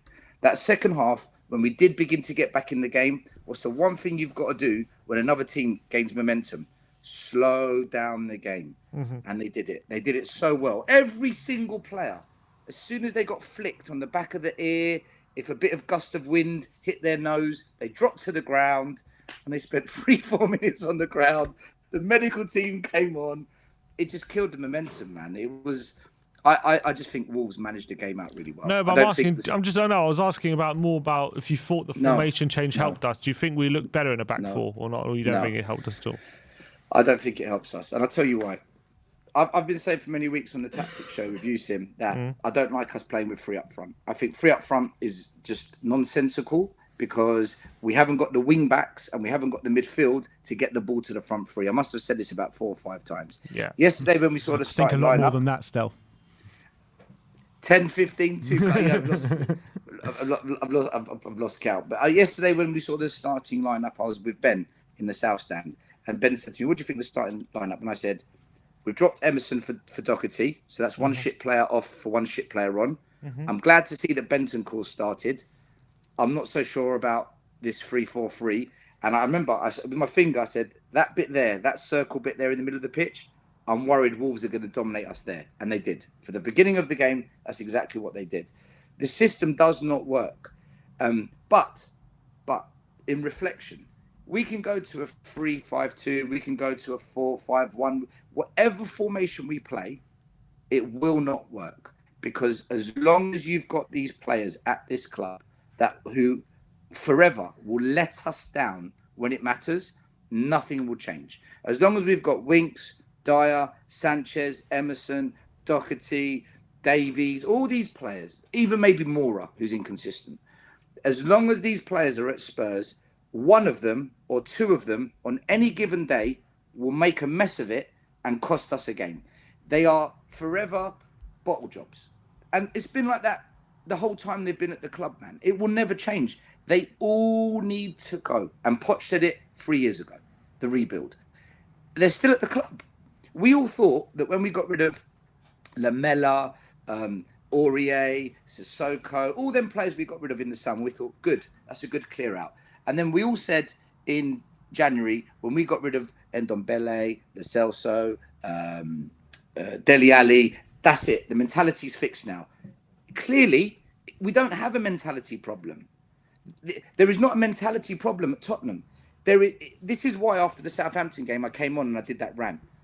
The problem at Spurs is a lack of quality. We have got so much crap at this club, and fans, and I've been just as guilty this season. We've been sucked in again because Antonio Conte's come. Because Antonio Conte's come, we've all got on this hype train of, oh, but look what he did with Antonio at Chelsea. Show me one player at Tottenham who he has turned into his Antonio. There's not one. You mean Victor Moses? Beg your pardon, mate. I'm losing the plot. Sim, I'm absolutely losing the plot. Victor Moses, yeah. Right. Name one player he's done that with. The only one player you could say has upped his game and is playing quite well under him consistently is Eric Dyer. The rest, they've had glimpses and then they go back to normal. So everyone jumped on this hype train, including myself. Oh, but, look what he does with players. Oh, look what he's done with Davies and Sanchez. Look how good they... No. Antonio Conte hasn't done anything with the same problematic players other than Dyer. They're still crap and they'll still let us down. And that's what I saw against Southampton. So when I was listening to Spurs fans saying, let's stay optimistic, don't panic, my glass is half full, give it time, I was like, no. This team will not get top four. This team is not capable of top four whilst these 7, 8, 9 really poor players are at this club. Because even if we have a really good game, and even if we go on another run, which I think we will do, at some point, we might get ourselves back into this serious conversation of top four. And we'll have to go away to Norwich and win. And we'll draw. We'll lose. Something stupid will happen because the same players are at this club. Until we get a team full of Romeros, Bentancurs, Kanes, Sons, until we get a team full of that level, just like we did under Poch, guys, it's not going to change. And that's why I was so angry with the transfer window. We didn't get enough of those players in the January transfer window. And now we're seeing the repercussions of it. As soon as we get a couple of injuries, and we did say this, it's all going to come down to injuries. Well, Dyer and Skip are injured, and look what's happening. We're falling apart. Yeah. So I just play 4 at the back, play 3 at the back, play whatever happens, as long as we've got these same players on the pitch. We don't know. We just don't know what kind of Tottenham's going to turn up. We're just going to be this inconsistent team. For me, guys, I'll be really, really, really brutally honest. If we get top 6, I think we should be happy with that, given the shit show that Daniel Levy has provided Antonio Conte with. And pray to God, we back him in the summer. Pray to God we back him. I thought you were going to say if we get top 6, you're going to get We Are Tottenham TV tattoo. I'll get a Tottenham. I'm not quite as mad as Brian Daigle, but I will. Be careful what you say now, Stel. Listen, I can see him in the background. When he comes on, he's going to say his piece, so I'm sure he'll bring up my name. But I will get a We Are Tottenham TV T-shirt if we get top 6. Okay. I do think that's possible, guys. I do think we can somehow squeeze into the top 6, but I don't know. Top 4 for me, I just look at it and I think, bloody hell. Listen, I've said it. It's all going to come down to quality, and I don't think we have it. And the very last thing I wanted to say was this thing about patience. Okay, 21 years. 1 trophy, 16 managers, and people want to say be patient. No. If you're in your early 20s, maybe you're in your late 20s, and you've only really been following this Tottenham thing for 10 odd years, then yeah, I get people that say patience. I totally understand. But when you're me, and after 25, 30 years of this, I don't have any patience left with it. I want to see them take proper action and back a manager for once. Back him. And if they don't properly back Antonio Conte in this summer, I don't want to hear, oh, we need 2, 3, 4 years. No, you don't need 2, 3, 4 years to get top 4. To win a league title, yes. But to get top 4, no, I don't buy that at all. You need one really good window where you bring in 6 or 7 really, really good players and a quality manager, and you can get top 4. I get what you're saying, especially with the hierarchy, but in terms of Antonio Conte calling for patience, does Conte not deserve that? I think he's saying that because he doesn't know if the fans are booing him or if they're booing the board. And I think when the fans are booing, we're not booing Antonio Conte. No fan in that stadium is booing Antonio Conte. There were a couple of idiots, and I will call them idiots, that were on Twitter last night saying Conte out, Conte out. Like, what planet are you on? It was in the comments on your show as well. You get a few idiots. I didn't see that, but yeah, ridiculous. Well, this is what I mean. It's like there are a few that are calling Antonio Conte's head. It's like, what planet are you on? Like, you called Poch's head, you called Mourinho's head, you called Ryan Mason's head, you called Nuno's head, and now 4 months in, you want to call Conte's head. You don't know what you want. You literally don't know what you want. Anyone that blames Antonio Conte for what's happening right now, I don't think they understand football. Honestly, I just don't think they get it. This is all on Enoch and it's all on Levy. And if we can get top 6, we've got to look at it as progress, because last season we're in the European Conference Cup. If we get into the Europa Cup, whether it's the progress we want or not, it is progress. And if we get to the FA Cup semi-final, that is progress, because it means in one season we've got to 2 semi-finals of a cup. That is progress on last year. So we've got to look at it as Antonio's in. He does need a bit of time, but not 3-4 years. I'm not having that. But if he can get top 6 and an FA Cup semi-final, it's progress. And given the crap that he's got to deal with, we've got to say, Antonio, well done if you get us back into the Europa Cup in another FA Cup semi-final. And that's, I think that's me being realistic with what I'm watching. Yeah, I'd agree with that. We got a comment here from Bob Spur back in the comments. A big up, Bob Spur. Yes, Bob. Great to see you back. And he says, I think to say we dominated is clutching at straws. We never looked like scoring. Lloris saved us from a heavier defeat. Big love, guys. Listen, I agree with Bob. Yeah. I don't know who said dominating. Yeah, I'm not sure. I don't think we dominated them, but the one I do want to leave it on a positive. And the one positive I will say is this: regardless how crap these players are, and they won't change their ways, and regardless how difficult of a job Antonio Conte's got, and how crap the chairman is, and he is crap. Even in these circumstances, in the last 3 games, Brighton, Southampton, and Wolves, we are still creating chances. And under Nuno, we couldn't create a thing. So if we do convert these chances, we can win games. And as long as we keep creating, we are in some kind of race for something. So let's give Antonio Conte credit, because with the players he's got, we're still creating chances. And that my friends, is a positive, because just remember what it was like under Nuno. Yeah. Absolutely. Yeah, completely Right about agree, that, Stel. And we'll see you tomorrow in the studio.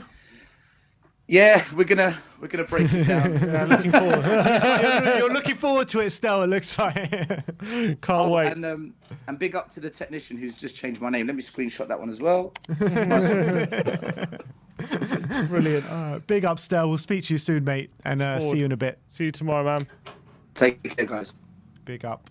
A few more super chats. Arjun is saying, we just compared our midfield to Wolves, and Wolves is hardly a top 6 side. We need players who can string a couple of passes accurately. Yeah, that's what I've banged on about in terms of our midfield. Like, we need serious quality on the ball in our midfield, and we just don't have it. We don't have it at the moment, and that's the thing that we're missing desperately. And I said that in the summer. I said it in January. I stand by it. Ruben Neves, Ward-Prowse, someone like him would be perfect. Yeah.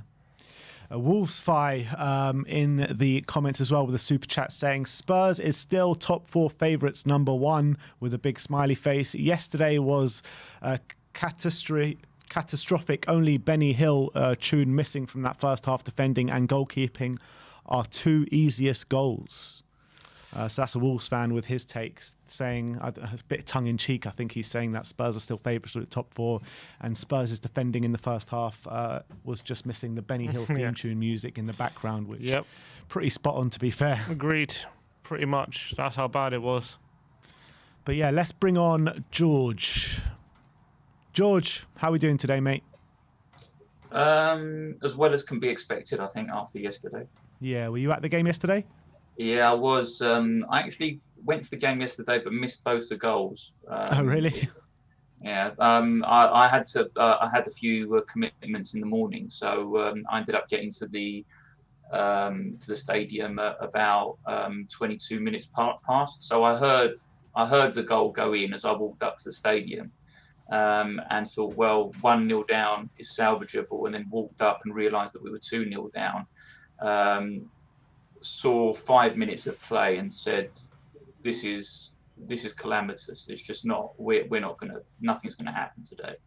I'm just thinking of that meme, that Simpson meme, when they walk into the pub and just turn around straight away. That's probably what you should have done yesterday. Yeah, it wasn't far off that. Trust me, it was not far off that. I mean, a few of my pals were there, and so we tried to make light of it, but it was a difficult watch, especially that first half. It just was horrific. It was just catastrophic. I mean, it was as if we had planned to actually forfeit that game in some of those passes that we were making, and just getting ourselves into trouble. It was a reset of the Southampton game. I thought Winks was really, really poor. Some of the defending was headless chickens. Benny Hill is actually not a bad way of actually phrasing it. It was a horror show as far as I was concerned. Yeah, I agree. And especially in the first half, we really let ourselves go. And giving a 2-0 lead to a team like Wolves, as a lot of people say, they're the second best defence in the league. It's obviously going to be a fatal blow doing that. But in the second half, we moved to a back four, had Kulu in the centre. Did you see anything positive from this in the second half that showed maybe something for you to take home with, or nothing really? Yeah, we didn't concede. I mean, no, listen, 4-4-2 was the only thing that he could have done in that. I think Kulu looked lively in respect of a little bit of creativity, but the centre of the park was just devoid of it, and that's the reason that the wing backs system isn't working. We're just getting crowded out on those wings because opposition teams are coming knowing that we've got nothing in the centre of the park with the double pivot. And we're just not. It's almost as fearless. We can neglect the centre of the field because they have nothing there, and concentrate on stopping the progress through the wings, and then that's it. We're stuck. I mean, it was so predictable. I mean, Kuti gets the ball and plays it out to the wing backs. I mean, it was just happening over and over again, and you were just wondering, well, is there nothing here that we could do differently? Is there nothing here that we can try and get into the centre of the park? And then it happens, it gets to Harry Winks, and then all of a sudden it just breaks down. Either a wayward pass, or he needs too much time on the ball. And it wasn't just Harry Winks. It was, I mean, Kuti was guilty of it as well, just spending way too much time on the ball instead of just getting it out and into play. But look, second half was better, but at that point, I think it was an element of damage limitation.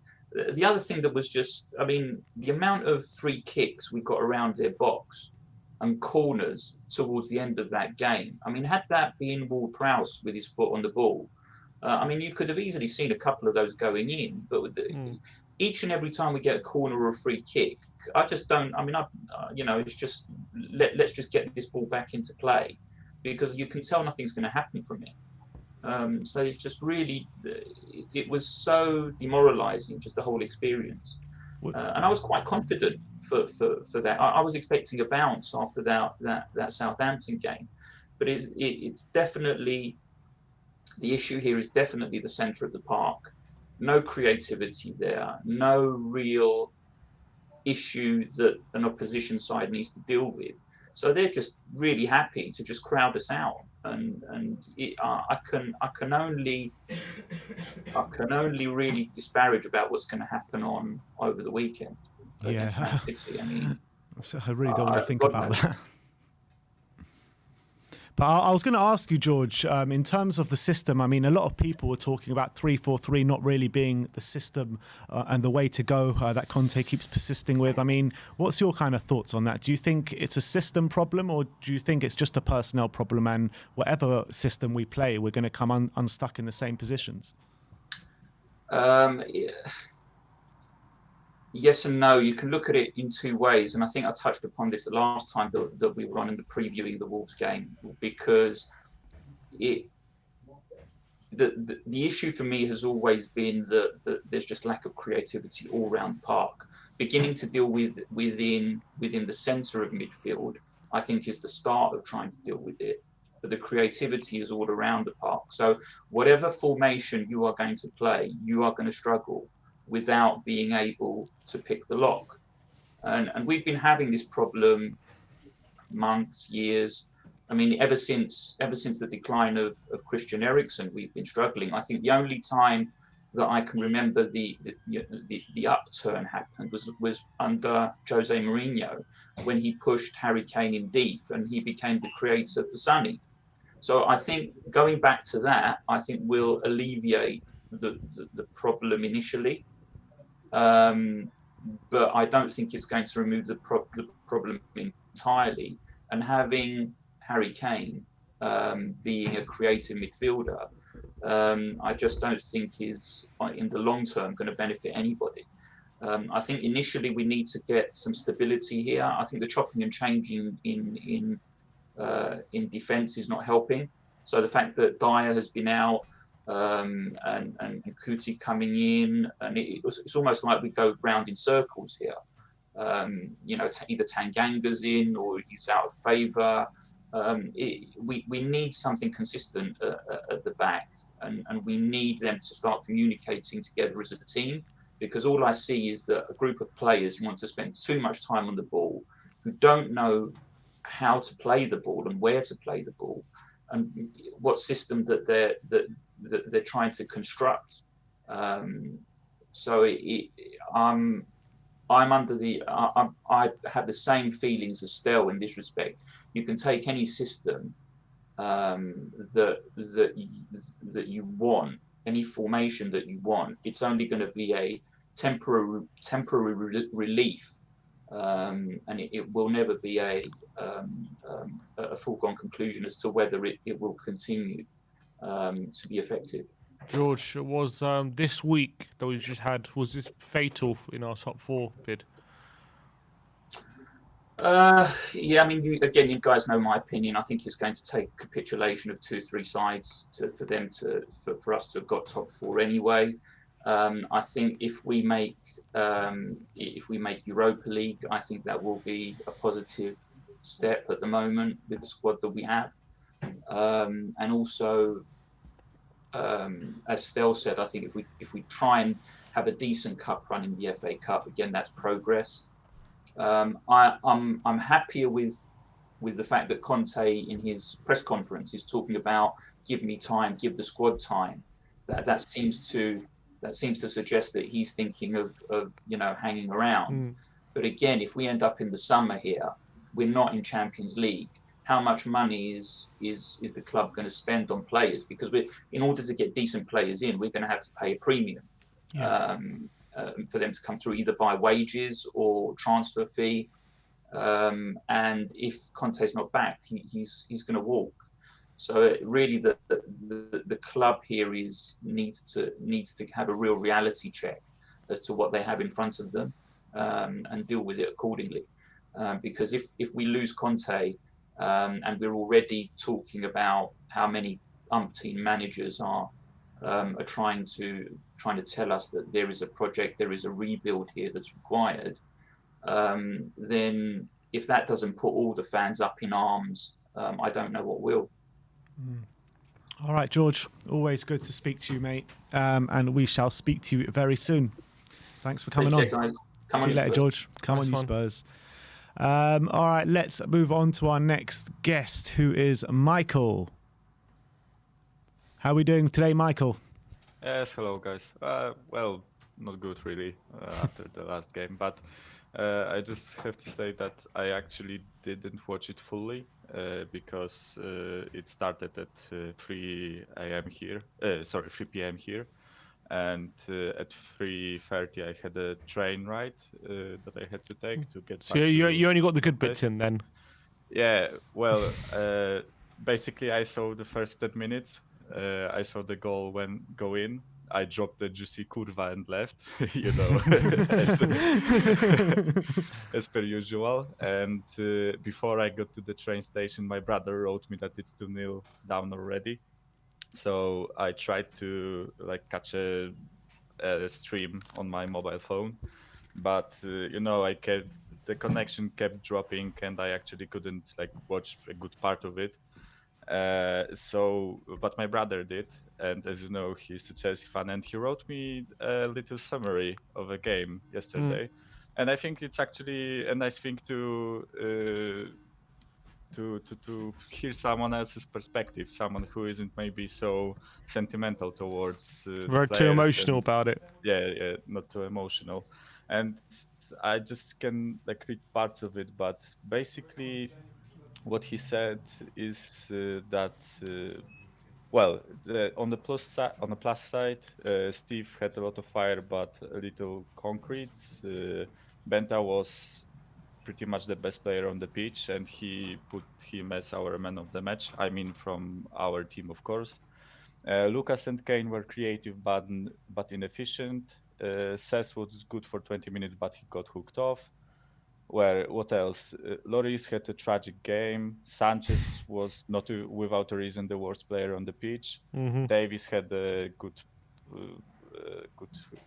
had a hand in the goal for 2-0.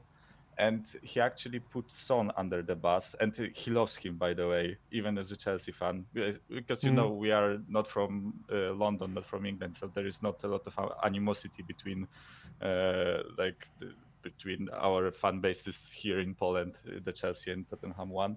But he actually threw Son under the bus. He said that of course he had a lot of energy and passion as always, but he was caught offside a lot of time, and he wasted a lot of good chances, and he did a couple of bad passes towards Kane and Lucas. And actually, that's the thing that I wanted to talk with you guys about, because since the beginning of the season, when Kane had that period that we weren't sure about his commitment, you know, there were a lot of comments like this, and Son had to take a lot of responsibility for goal scoring in the team. I just feel like he lost a bit of trust towards Kane.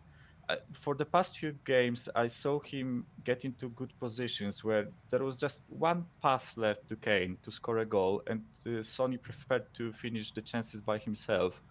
And I'm just wondering what's going on with that, because they seriously lost that connection that they had last season under Mourinho, and I'm worried about it because, well, or they can score goals individually, but the teamwork is not there, and that's also like the pairing with Lucas is also not working that well. I think Lucas generally didn't have good games for the past like few few times. He didn't have good games, and also well, what my brother said is that he thinks that Rodon should start instead of Davies, actually, because as far as I know, he can play on the left side, and we will have Dyer back, and Romero can play on the right instead of Sanchez.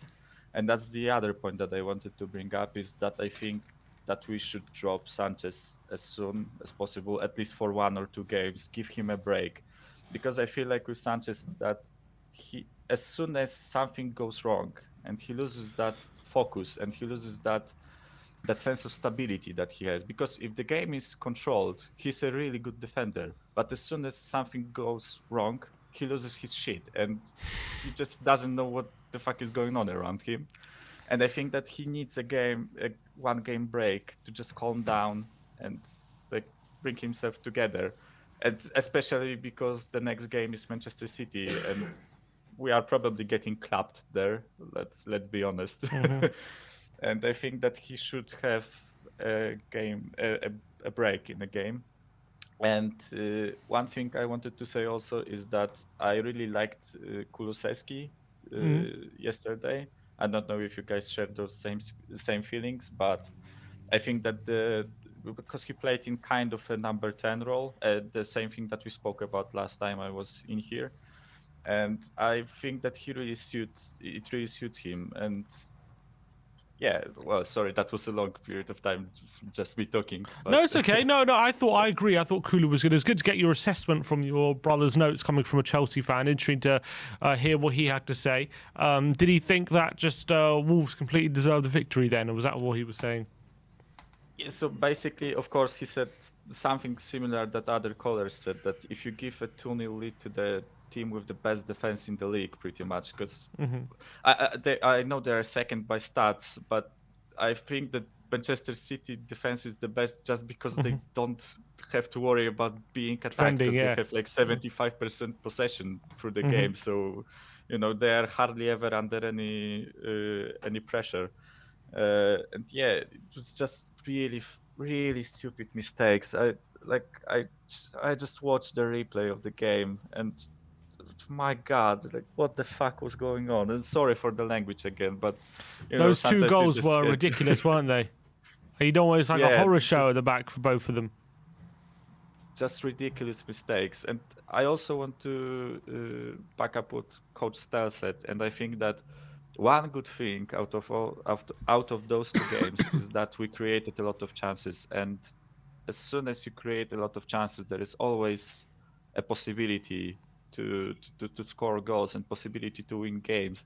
And back in good days when Tottenham was really good, we are sometimes winning games like 4-3 or 3-2 or like 5-2, and maybe we weren't the most solid in the back, but we were extremely good in the attacking third. And you win football games by scoring more goals than the opposition, so maybe we can keep winning games for free. Honestly, yeah. Is it in the future? Looking forward, do you think these two defeats are fatal in the race for the top four for us? So I tend to be really positive, and I'm going to believe that we can achieve top four as long as it's mathematically possible. So up until the last game of the season, I'm just going to believe, because for me that's what being a football fan is. You have to believe in your squad, you have to believe in your manager. And speaking of believing in the manager, like what the fuck is going on? Why are people doubting Conte and calling for his head? Like that's just ridiculous for me. I know it's like a fraction of our fan base, but come on, like what do people expect to happen if let's imagine a situation where he got sacked, and what next? Who comes here? Who makes those players play better? Why then the board would back the new manager? Like it will all go to shit if Conte leaves. We have to keep him, and he showed us already that he is tactically good and he sets those players up well, but he cannot be responsible for those ridiculous individual mistakes and individual performances. Yeah, absolutely spot on, Michael. Thanks for coming on today. Always good to speak to you. By the way, guys, go on. So sorry, I cut you off bad again, just like I did last time.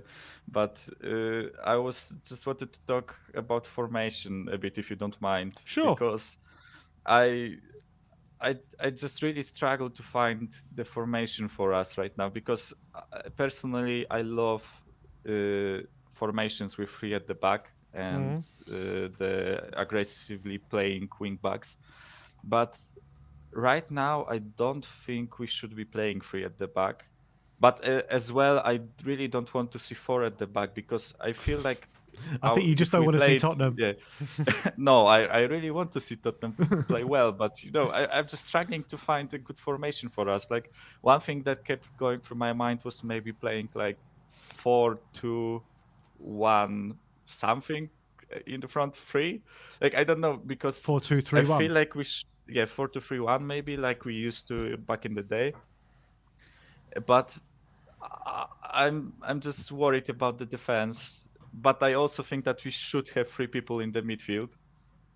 I also agree with Stel that maybe we shouldn't play 3 at the front, at 2, just 2. And like, what the fuck do we do now? Yeah, it's a difficult one. Is to really know what the best formation is, because every formation seems to have proved its own problems for us. It seems like like every formation we play, if we play 3-4-3, we get exposed. If we play 3-5-2, sometimes you can get exposed. If we play 4 at the back, we don't look good either. So maybe it's a quality issue rather than just formation. Yeah, I just think that 3-5-2 would be the best formation for us, but we really don't have the personnel to fit that formation, because if we put 3 in the middle and 2 of those are CDMs in that case, because we have 4 CDMs in our squad, and one of them is injured, by the way. So we have 3 players for 2 positions, and if one of those players gets injured, we are fucked, and we have to go back to 3-4-3.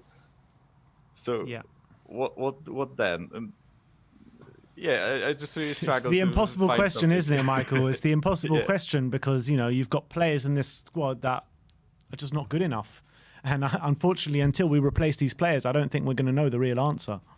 Yeah, that's really a bad situation we found ourselves in, and I really don't envy Antonio Conte. I really wouldn't want to be in his boot right now. Yeah. And just I'm hopeful. I still believe, and I really hope that we can do some good market, do some good transfers in the summer, because as we know, a lot of players go on a free in the summer, and maybe this is the way to bring a quality to our side, because like we don't need to bring 21-year-old wonder boys from Brazil. We just need a 28-year-old Serbian or Slovakian center defensive midfielder. You know who I'm talking about, Skriniar, and just solidify our squad and bring quality immediately to it. But it doesn't have to be like 60 million signings. It just have to be clever signings, like Bentancur, for example. We paid 20 million for him, and he's brilliant right now. He is an instant upgrade in the quality part in our midfield. And yeah, I just think that we need signings like him. Okay. Yeah. All right, Michael. Yeah. Thanks for coming on today, sorry, my guys, friend, and we'll speak to you No soon. need to apologise. Good call. Nice Yeah, one. thank you guys, and as always, appreciate your content. Appreciate that you allow us to speak as the mere fans, and just have a nice day and see you soon. Cheers, Michael. See you in a bit, mate. Cheers. Bye. All right, so that was Michael, and get ready for it, because you know who's coming next, and that is Brian Daigle. Brian, how's it going, man? Good afternoon, boys. How you doing? Yeah, all good. Oh, have you got some new audio? Sounds really good today. No, I haven't actually. Maybe it's just my tablet wanting to be nice to me today. Who knows? Fair enough. Fair enough. It's the day after the night before. I mean, obviously, it was shocking performance yesterday.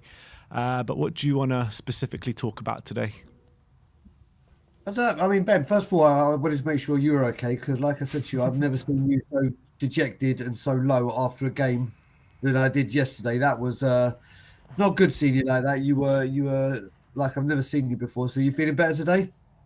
Not particularly. I got a smile on my face, though. That's the main thing. That's all we can hope for. Simeon, you good? Just about trying to piece together what we can to find positives, but it's slim pickings at the moment in terms of where we are, how we can move forward, and this kind of stuff. We're talking. People talking about formations, this formation, that formation. Does the formation make a difference to you? Like I was saying to you and Iggy yesterday, it's got to the point where this formation, we just don't have the players to play it. I know this is what Antonio Conte wants to play, and is his kind of default and go-to formation, but he just hasn't got the players to play it. Other clubs, he has got the players that can play it, or at least coach them to be able to play in this formation. But like Stel said, like I was saying yesterday, we just don't have the football intelligence to do so. We just don't do it. What formation do we have the players to play though? Well, yeah, that is a completely different discussion and a really hard one thing. I mean, I think if you're going to play wings, you need to play 5-3-2 because you need that added buffer of the security because he cannot play in a 4. He cannot play in a 4. He seems to have his better games. Vinny. Oh, has he gone off? I don't know what happened there. Mikey and Leah trying to gate crash Brian Daigle's party. There we go. There we There go. you go. So yeah, it just we just. I think the fight we got to stop playing a 3 because it's not getting the best out of Harry Kane. And when we talk about defence, I don't know if anyone watched Match of the Day 2 yesterday, but Jermaine Genius did a comparison, and he showed what we've been like for his first 9 games, Conte this is, and his last 3.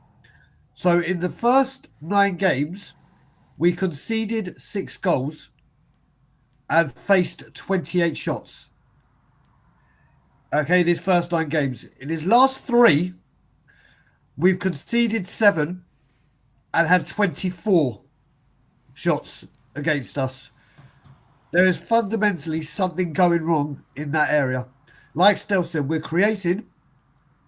We are most definitely creating and doing better than we did under Nuno. But somewhere in the defensive to midfield, and it's no coincidence that Ollie Skip's been out for 2 of these games. And Dyer. There you go. There's the 2. There's the 2 in all honesty. That's how, if someone had said to you at the start of the season that Ollie Skip and Eric Dyer would be fundamental to our progress and playing better football, everyone would have been, are you joking? Yeah. Are you having a laugh? I mean, Ollie Skip had the potential, don't get me wrong, but Eric Dyer, everyone obviously in and out with him. But these 2 have become fundamentally crucial to us playing better football. Yeah, I agree. And sometimes you have to attack well, you have to build it from the back, don't you? And at the moment, when you've got Sanchez at the back, when he's a completely headless chicken, it becomes very, very difficult when we're being put under pressure to keep possession, and that's what we're seeing. Well, it is. I mean, I've been. Oh, he's gone off again. Yeah, why is it only happening when it's Brian?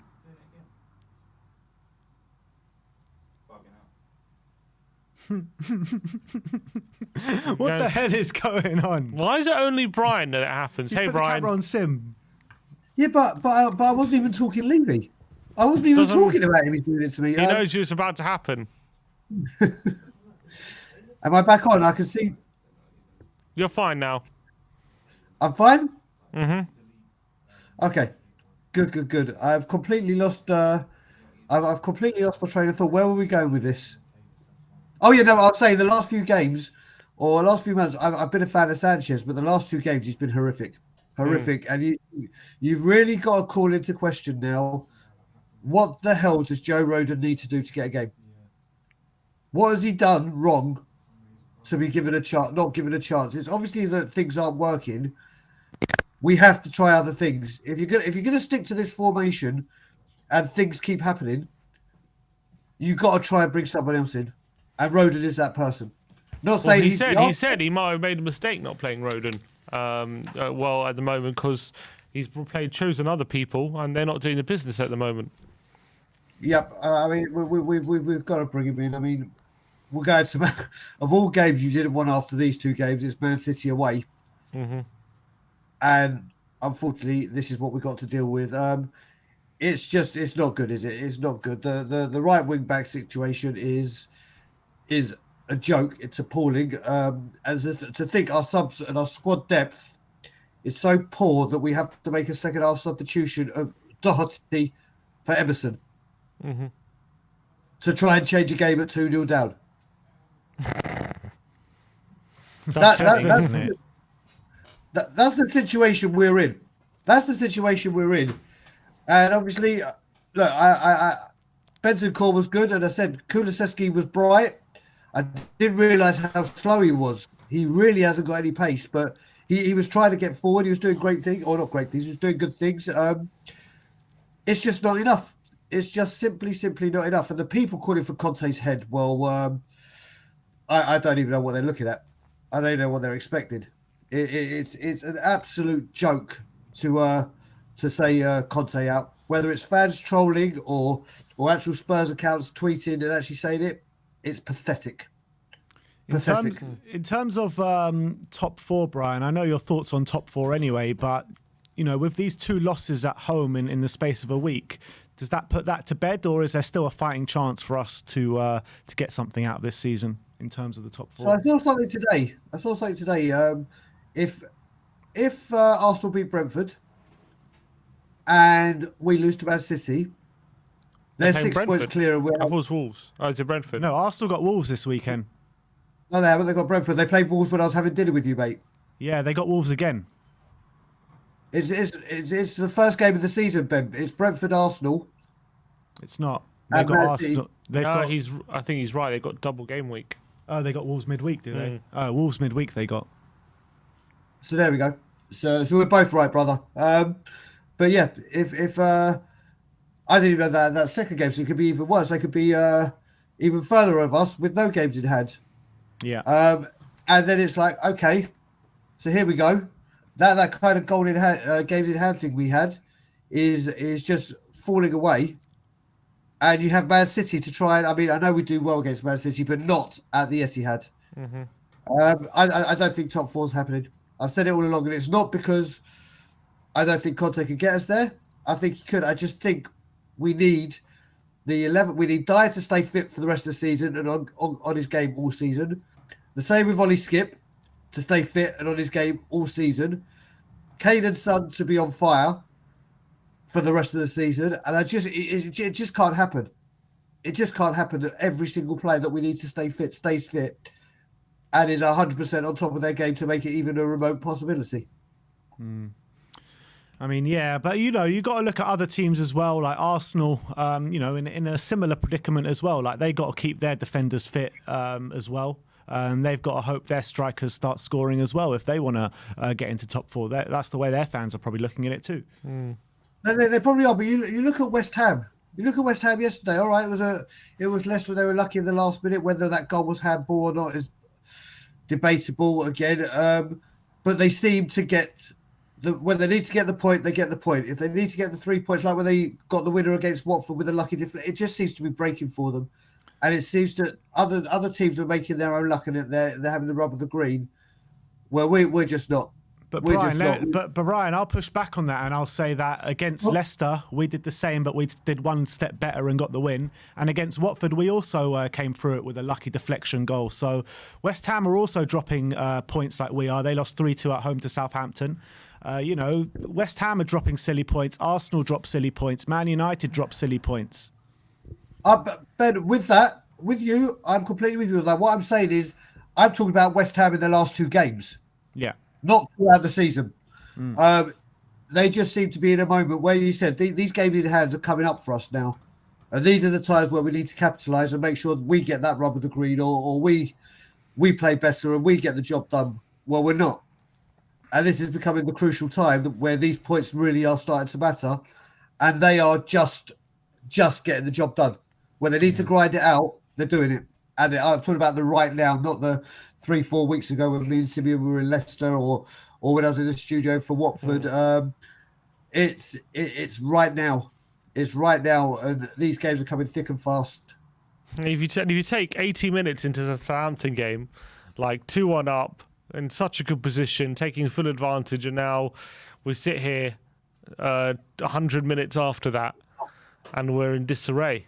It shows how quickly things can change. You're right, mate. I mean, and again, that comes down to what I was saying at the beginning. And still say it's football intelligence. It's football intelligence. You look at these 2 games, Southampton.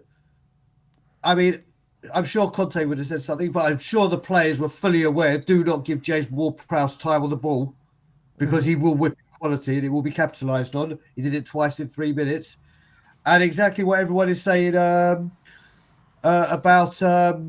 The Wolves game, the way they managed that game and going down easy, and we just Jose Mourinho said it, that we need to be the horrible, you know what word.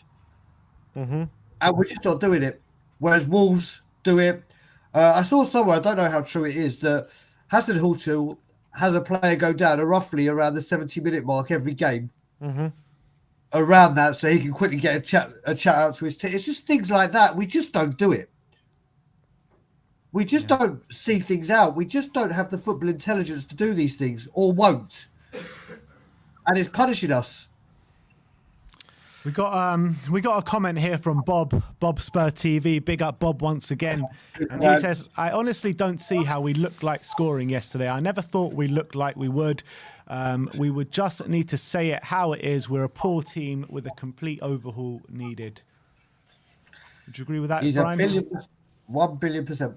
1 billion%. It's like I said, the thing when Kane went on that run I heard you talk about earlier, when he just like dribbled past 3 or 4 people, that's what it's coming down to. These chances that we did create, like the Harry Winks shot that was out of the area that hit the post, the Kula one outside the area, it's not.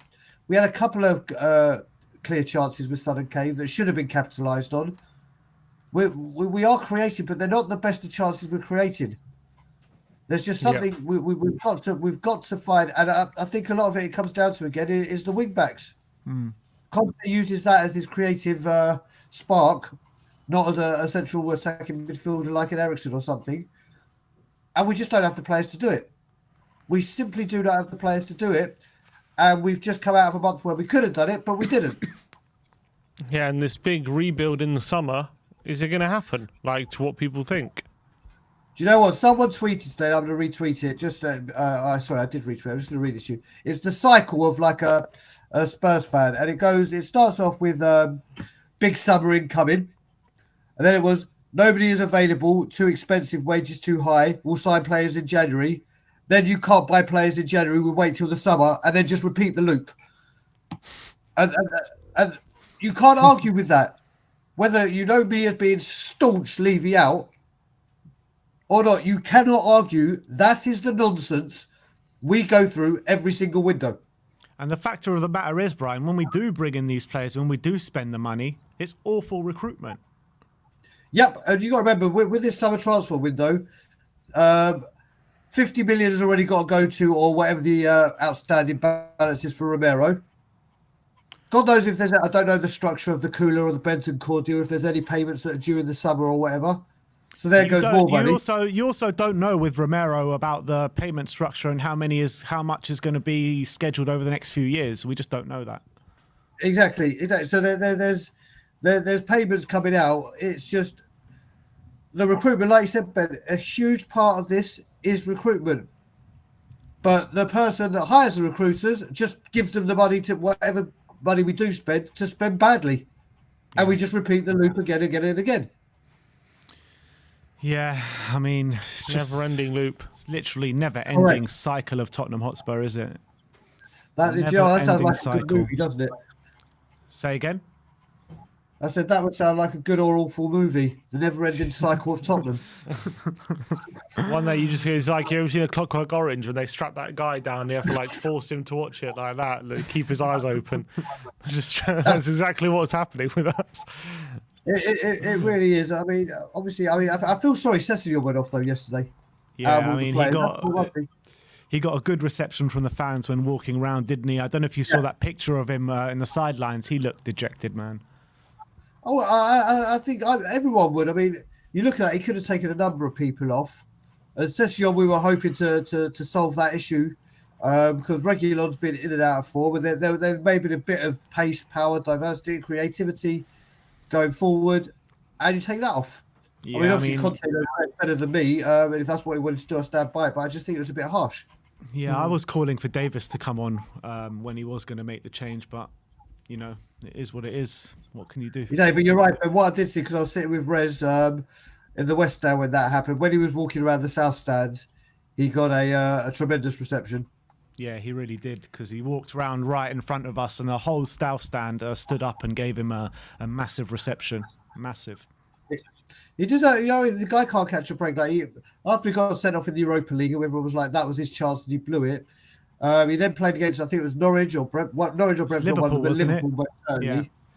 and played really well. And then he's come on and done bits. He hasn't been disappointed, and then he gets a chance, and again through no fault of his own, off you come. Off you come. And like I said, I would have gone with Davis as well. Yeah. But look, But Brian. happy days. Happy days. Happy days, Brian. Happy days.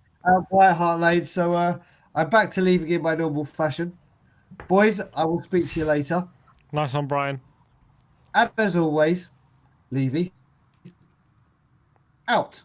I was waiting for it. All right, that was big up Brian Daigle. Let's move on and let's speak to Barry. Barry, how you doing, mate? Saw you at the game yesterday. Break that down for me. What happened on that pitch yesterday, man? Well, it was. What can I say? I think the best bit yesterday was seeing all you guys. If I'm honest, getting to see all the YouTubers, all the people, and getting to see not seeing everyone on a screen. So for me, that was the highlight of yesterday. There wasn't really much else to talk about in terms of the football. Yeah, I completely agree. I mean, that was definitely my favourite part of the game when we were all standing there in the South Stand goal line bar, all chatting with each other. That was probably my favourite part of the day yesterday, and it all just went downhill from there. But, I mean, what do you really put it down to? Is it lack of quality in the squad? Is it the systems that we keep playing that are not kind of relevant or not working with the squad that we've got? I mean, what do you really put it down to at the moment? Well, I think, like we were saying about booing the players, we're not booing the players. I think Stelios summed it up perfectly. We're booing the board, and all of the problems lie with Enoch and the board, not investing in the team, not investing in the players that we need, in the positions that we need. And yeah, I just feel dejected. And yeah, there's nothing really much more to say. It's Levy's fault. It's the board's fault. And yeah, well, they're not really going anywhere soon. So I don't know where we go from here. We just need to hope and pray that that we don't get smashed on against Man City, and we carry on really. That's all really I can say from trying to be positive. I don't want to try and be negative. I think we got it all out yesterday, and yeah, it is what it is. I think at the moment we just have to try and stay positive and try and stay together, and see where it takes us. Whatever happens.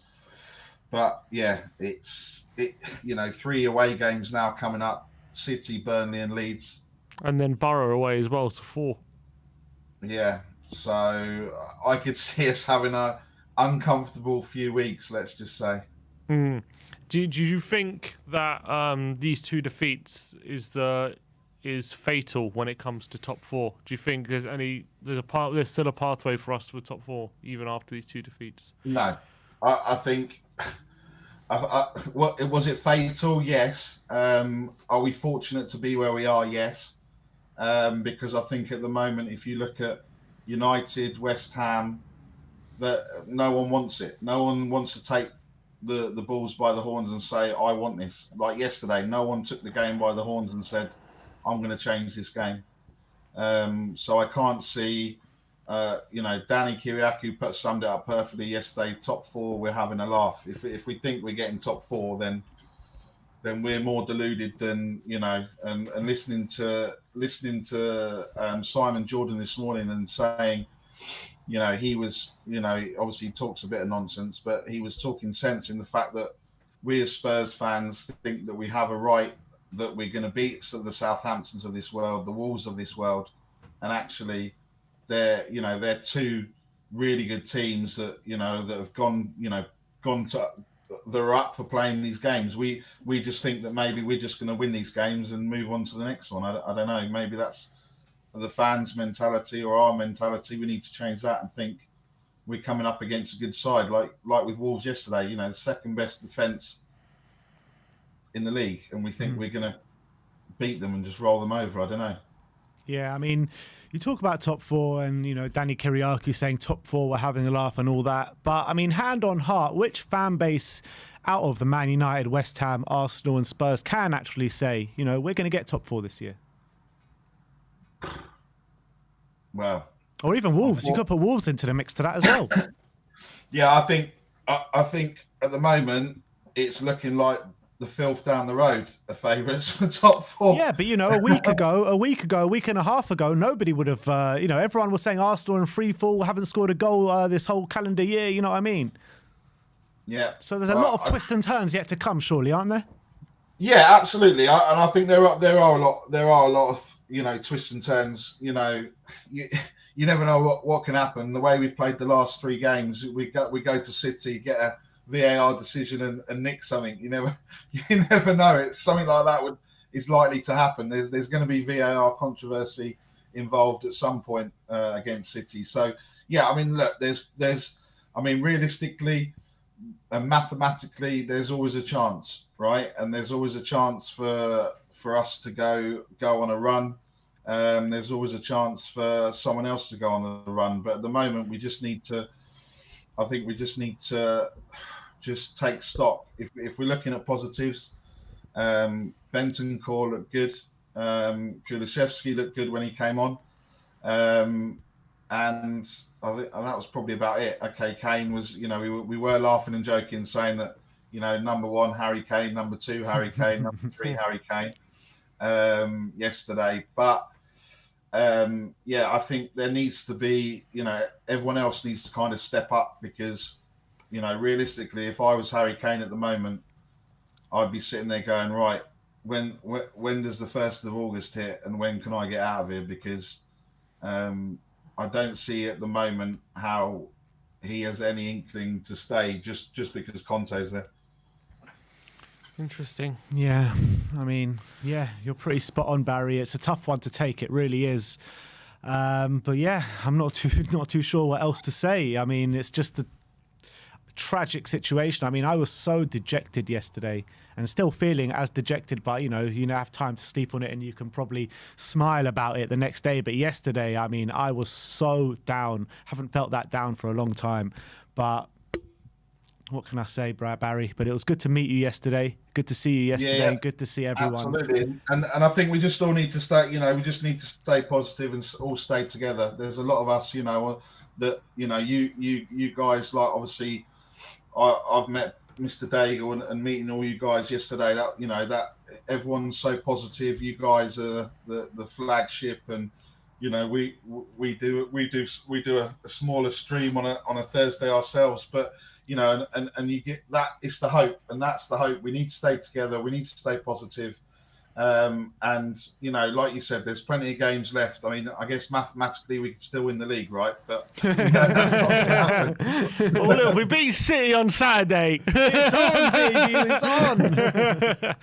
How what's the points gap? We beat City on Saturday, and then we'll have 3 games in hand on them. It's on. Come on. Yeah. So I think look, we just need to stay positive. For some of the fans that are saying, you know, there's divisive with chants and leave it out and banners and everything else. Look, people spend their money. They you know, from my point of view, they can, you know, they've got the chance to have their opinion, right? So let's give them that opportunity to say how they feel. And it's, you know, it's not the players. The board are the ones that have created this mess. The players need to try and do the best that they can. Conte needs to do the best they can, because otherwise, I don't know, you know, we've had Poch, we've had Jose, we've had Conte. Apart from Klopp and Pep, there's no one else in the, you know, the top 5 managers in the world that we're potentially going to get again. So let's just stay positive. Thanks for having me on. And it was a pleasure meeting you, Ben. And hopefully I'll see you soon, Sim. No, I'm looking forward to it, Barry. Nice to meet you. See you later, brother. Big up Barry there, but let's keep going and let's bring on Alex. Alex, my man, how you doing, bro? Hi guys. I mean, I'm just going to get straight into it. To be honest with you, Go for I'm it. not going to waste my time. I'm not going to waste my time with top 4 because I told you why I'm not getting top 4. 70 points or more. Simple. don't need to say anything. I said it at the beginning of the season when Nuno was in charge. You know what I mean? I'm not going to waste my time after Conte because I'm not going to sit here and say, "Oh, it's absolutely fantastic. We've got Conte and we need to love him and jump up and down like everybody's saying and like loving them up." And I'm like, "Come on, please. It's still the same squad." You know what I mean? Sorry, you're not getting top 4 because you're not getting 70 points or more. I don't care if people are messing up. I don't care because the fact is, if you're a decent team, you get top 4. You get 70 points. You attack it. That's it. We don't do that. We're not going to do that. So it's a waste of time even talking about it. That's just my opinion. That's simple as that. Moving on. For me, right, this whole thing about talking about we haven't got quality players. Look at West Ham. Look at West Ham. You tell me they've got quality players in their squad. You having a laugh? You having a laugh? Brighton, they're a better team than us. I stick by that statement. People can have a go at me how much you want. We might have beaten them. They didn't turn up for the half the game in that game. And then people said, "Oh, we played really well in that game." Really? The only game we played well under Conte is Liverpool. I was there, buzzing. Even Leicester City, we played well in the last 10 minutes because Bergwijn came on. That's the only reason. The only reason. I was there at Southampton. I was there at Wolves yesterday. I told you. I said to Stelios, I'm not being negative because I told you we're going to do that. Southampton play like that all the time, every single game. They press like that. They pass well. They have movement. They don't rely on just a striker to score goals. Don't rely on Kane FC to score goals for you. You know what I mean? That's what they do. That's what they do. That's why they beat us, because they play like a team. They pass like a team. They attack like a team. Forget the defense. Yes, defense needs to get better. But if you have people that move around, midfielders that actually go past a striker, like Bentancur can do, but he still needs a little bit of time. Kulu, you're only going to see the rest of next season, as far as I'm concerned. You know what I mean? So, like I said before, this needs to take time. And the thing is, though, Conte's saying the same thing I'm saying, bro. He's saying the same thing I'm saying. Everything he said it's going to take time.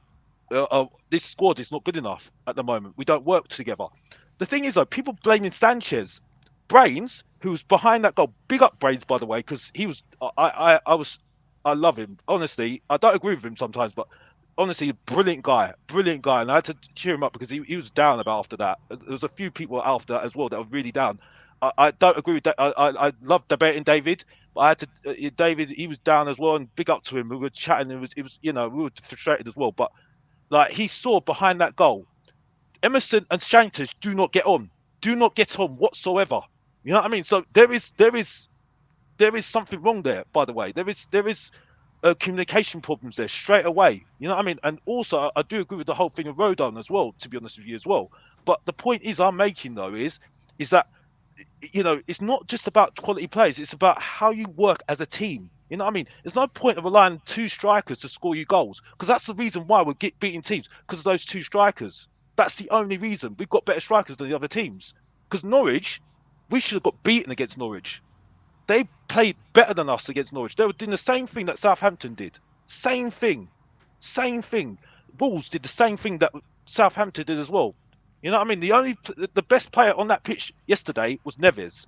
Best player, 100%. Man of the match, 100%. And that is the problem with Tottenham. They do not play like a team. And until Tottenham fans realise that, and Tottenham realise that, that's it. Because the thing is, though, everyone's talking about 3-5-2. I've been banging on about this for so long because I don't like the 3-4-3. I knew after Southampton, he ain't changing the 3-4-3. He ain't changing Conte. And why would he change? Because he's a top manager. He's done that in every single club at Tottenham. He's done that every single time. So why would he change at Tottenham, by the way? Why did he try and facilitate to other players? That's why Dele Alli, Lo Celso and Ndombele have gone. That is the reason why. Forget this toxicity, because Dele Alli was not toxic. The other 2 maybe, yeah, because we can see what happened there. But Dele Alli was not toxic. Yes, he's gone now. We move on. But that is 100% the reason why those players have gone, because they cannot fit into a 3-4-3, and he's going to stick with that because Bentancur came on against Southampton and he replaced Højbjerg when it was clearly he should have played a 3 in that midfield. he wants two strong midfielders in that position. Also, he wants he wants two fullbacks who can run. At the moment, we can't do that. I feel sorry for Sessegnon because he's been better than Reguilon all day long. I've been told Reguilon's a fantastic left back. Really? He's been living off Real Madrid, mate. That's what I've been talked about, bro. You know what I mean? So I'm sorry. This is reality. When you're actually there watching it quite out, watching it at the pitch, which is fantastic staging to see it. You know what I mean? Whether you got thoughts on Levy, that's I'm not going to go there. But when you're seeing what you're seeing, it's so clear. It is so clear. You know what I mean? So that's what I need to say on the matter, and that's it, really. Yeah, I mean, in terms of individuals yesterday, was anyone for Tottenham who you thought played well? Bro, honestly, the individuals.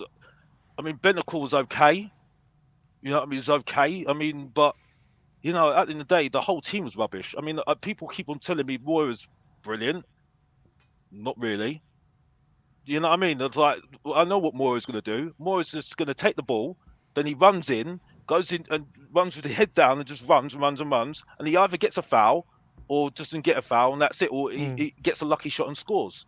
So for me, it's just the team just doesn't play well at all, really. Yes, I do understand why the whole thing about Skip, but I mean, if you're starting saying that we need Skip and Dyer in the team to get us into a good position, you are really clutching at straws. You are really clutching at straws, honestly. And then you say, I mean, Kane's going to get injured anyway, and then we're going to have a whole debate about when Kane's not playing and everything else. And this is the point, Tottenham, if you're gonna be a good team, if you're gonna get into winning, because the thing is though, Conte doesn't want to get into top. It doesn't really. He's not even bothered about top four. He's even answered the question already. He wants championships. He wants championships. You know what I mean? He's not gonna waste his time saying, "Oh, I want top four." I'm an elite manager, mate. You know what I mean? Elite managers want championships, not top four. You know what I mean? So that's what he said. He said it's hard for him to talk about top four because he's used to fighting for other things. That's what he said. Exactly. So why are we wasting our time talking about it? At best, we are going to get sixth, and that could be Europa Conference League again. At best. Who gets top four for you, Alex? Manchester United, Manchester City, Chelsea, and Liverpool. Manchester United at a push. At a push. I can't say West Ham's name. I cannot say West Ham's name. Arsenal not even in the conversation, mate. Don't even worry about them. Honestly, I bantered them all day long, but honestly, because they're useless. All they need to say is Arteta. That's all they need to say, Arteta. That's it. They're done. They're out of here. You know what I mean? If they get top four, it's a bad league. It's a really bad league, honestly, because they are useless. Honestly, they beat Wolves because they were lucky. They were lucky. You know what I mean? And they're battering us. You having a laugh? Get a better manager, mate. You know what I mean? Any day of the week. Anyway, moving on. You know what I mean? So big up, Alex. I've got a brother who's an Arsenal fan. He's hating it at the moment, bro. So he's telling me all this as well. So I don't need to listen. Favourites, you having a laugh? Honestly, a bad league, bum. Honestly, but yeah, that's all I need to say on it, really. I love it. I mean? Leaks, But like leaks I said, inside the Arsenal camp coming from the Davis household. yeah, well, it is how it is, isn't it? But like I said, I'm trying to keep it short and sweet. But what I'm trying to say is that he's not stopping this 3-4-3. So everybody banging on about 3-5-2. He ain't doing it. I think the squad is there for 3-4-3 now. You can see with the way our squad is shaped. That's what it is. Yeah, well, that's why he let go of those three players, not toxicity. Yeah. We only have four centre mids, and we have a bunch of wingers now. Exactly. So that's the reason. Like I said, he wants to play this formation, and why would he want to change? Because he's won championships with this formation. So why do you want to listen to try to accommodate other players? No, because he's saying, well, why am I listening to you, mate? You know what I mean? I've won championships wherever I go. You wanted me, not the other way around, by the way. Mm-hmm. You know what I mean? So why do you need to compromise? So this is going to be a long-term thing. The only reason why we changed to 4-3-3 is because we were getting battered. It was getting bad. I was sitting there thinking, this is getting bad. So somebody beside me, I was like, this is getting really bad now. So he had to change it. I felt so sorry for Sessegnon. I'm so glad to the fans that they clapped him, because he's a young player and he needs time. You know what I mean? And I give him time, because that can ruin a man's confidence. You know what I mean? A young player. You know what I mean? Early age of 20s, we've got to be very, very careful there. You know what I mean? So I'm glad that everybody clapped for him, because that would have been just too much for him, I think, really. So I'm glad that, and hopefully he does. We'll have to see what happens. I know I saw the communication between them, and I don't think he was too happy about it. But he sat on the side. He sat on the sidelines, and to be honest, that's good on him. He just taking it, and that was it. But yeah, like I said, I just think it's just reality check. There is a reality check. I am going to explain this on my channel, because I'm trying to do. Oh gosh, it's so hard to do these tactics things. Trying to show images is so hard. Technology is so difficult these days. But I'm trying to show what I'm talking about. I don't like ranting too much, but I'm trying to keep it short and sweet. So that's why I'm trying to say what I'm saying. But it's quite clear what's going on at the moment. We're just not a good team. Yeah, we do need some quality, yes, but quality doesn't come out of everything there. You know what I mean? It's like, why are Leicester City and Brighton getting good players and fitting into their system? Because we don't have a way of play. They have a way of playing. We don't. We do not have a way of playing. Southampton haven't got decent players in their team, but they play like a team and know how to attack like a team, defend like a team. And it's like, I've seen structure though at Tottenham since Conte's come in. I've seen definitely improvement on the structure from Nuno had. Yeah, listen, it's been okay. It's been okay, but like I said, it's still a long way to go. Awful long way to go. There is a long way to go. There's no way that, like I said, we were going way over the top about this unbeaten run. It was ridiculous. I didn't understand that thought at all. We're not unbeaten because we were lucky because we had better strikers than the other teams. That was the reason. Because there was teams that were absolutely battering us, and then because we had the better strikers, we scored the goals. And like I said, Leicester City, I was buzzing because I can't stand Leicester City that we got back into that game. But the last 10 minutes, I watched the game back religiously because I do streams. Like I said, I need to look back and make my own opinions on it. And we only played well in the last 10 minutes. The last 10 minutes, the energy has complete. Yes, that's got better. That has 100% got better. But also, I need to say this about Kane. Kane's going if he doesn't get a Premier League because he's not a legend. Yeah. And the reason why he's not a legend because he hasn't won a Premier League. He knows this. He knows this, right? If Conte goes as well because he wants a championship, he's definitely going as well because he needs a Premier League. He will not be happy without a Premier League. Simple as that, right? Because the fact is, Henderson's a Premier League legend. Vardy's a Premier League legend. Sterling's a Premier League legend. The one that really hurts him, Foden's a Premier League legend because they've won a Premier League. He hasn't won a Premier League. And Carabao Cup, FA Cup is not good enough. And that is simple as that, right? And I don't care what anybody else says to me. This is fact because other fans are telling me this, and I don't need. I've said it already, so they don't need to tell me that because it's already there. He knows this, so he ain't signing a new contract. We're lucky Son signed a new contract, by the way. We're lucky because he only done that because he loved the club.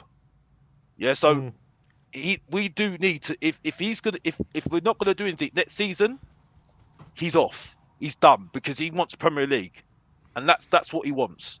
And I'll finish it there, and that's it. All right. Big up, Alex. Nice one, Big Alex. Up, Alex. Some good points there made for sure. Thanks, Buzz. Good to speak to you, mate, and we'll speak to you soon. Speak to you soon. Take care. Nice one, Alex.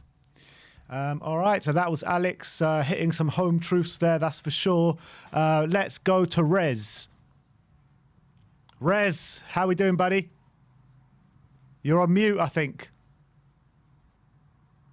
I was. Yes, that's much better there. We can hear you now. How are you? How am I? That's a very good question. Yeah, I'm sure. I mean, I was seething yesterday, and I'm seething still when I think about the game yesterday. But my anger is not about the performance per se. That's just the focal point of where my ire lies, which I've made no secret of.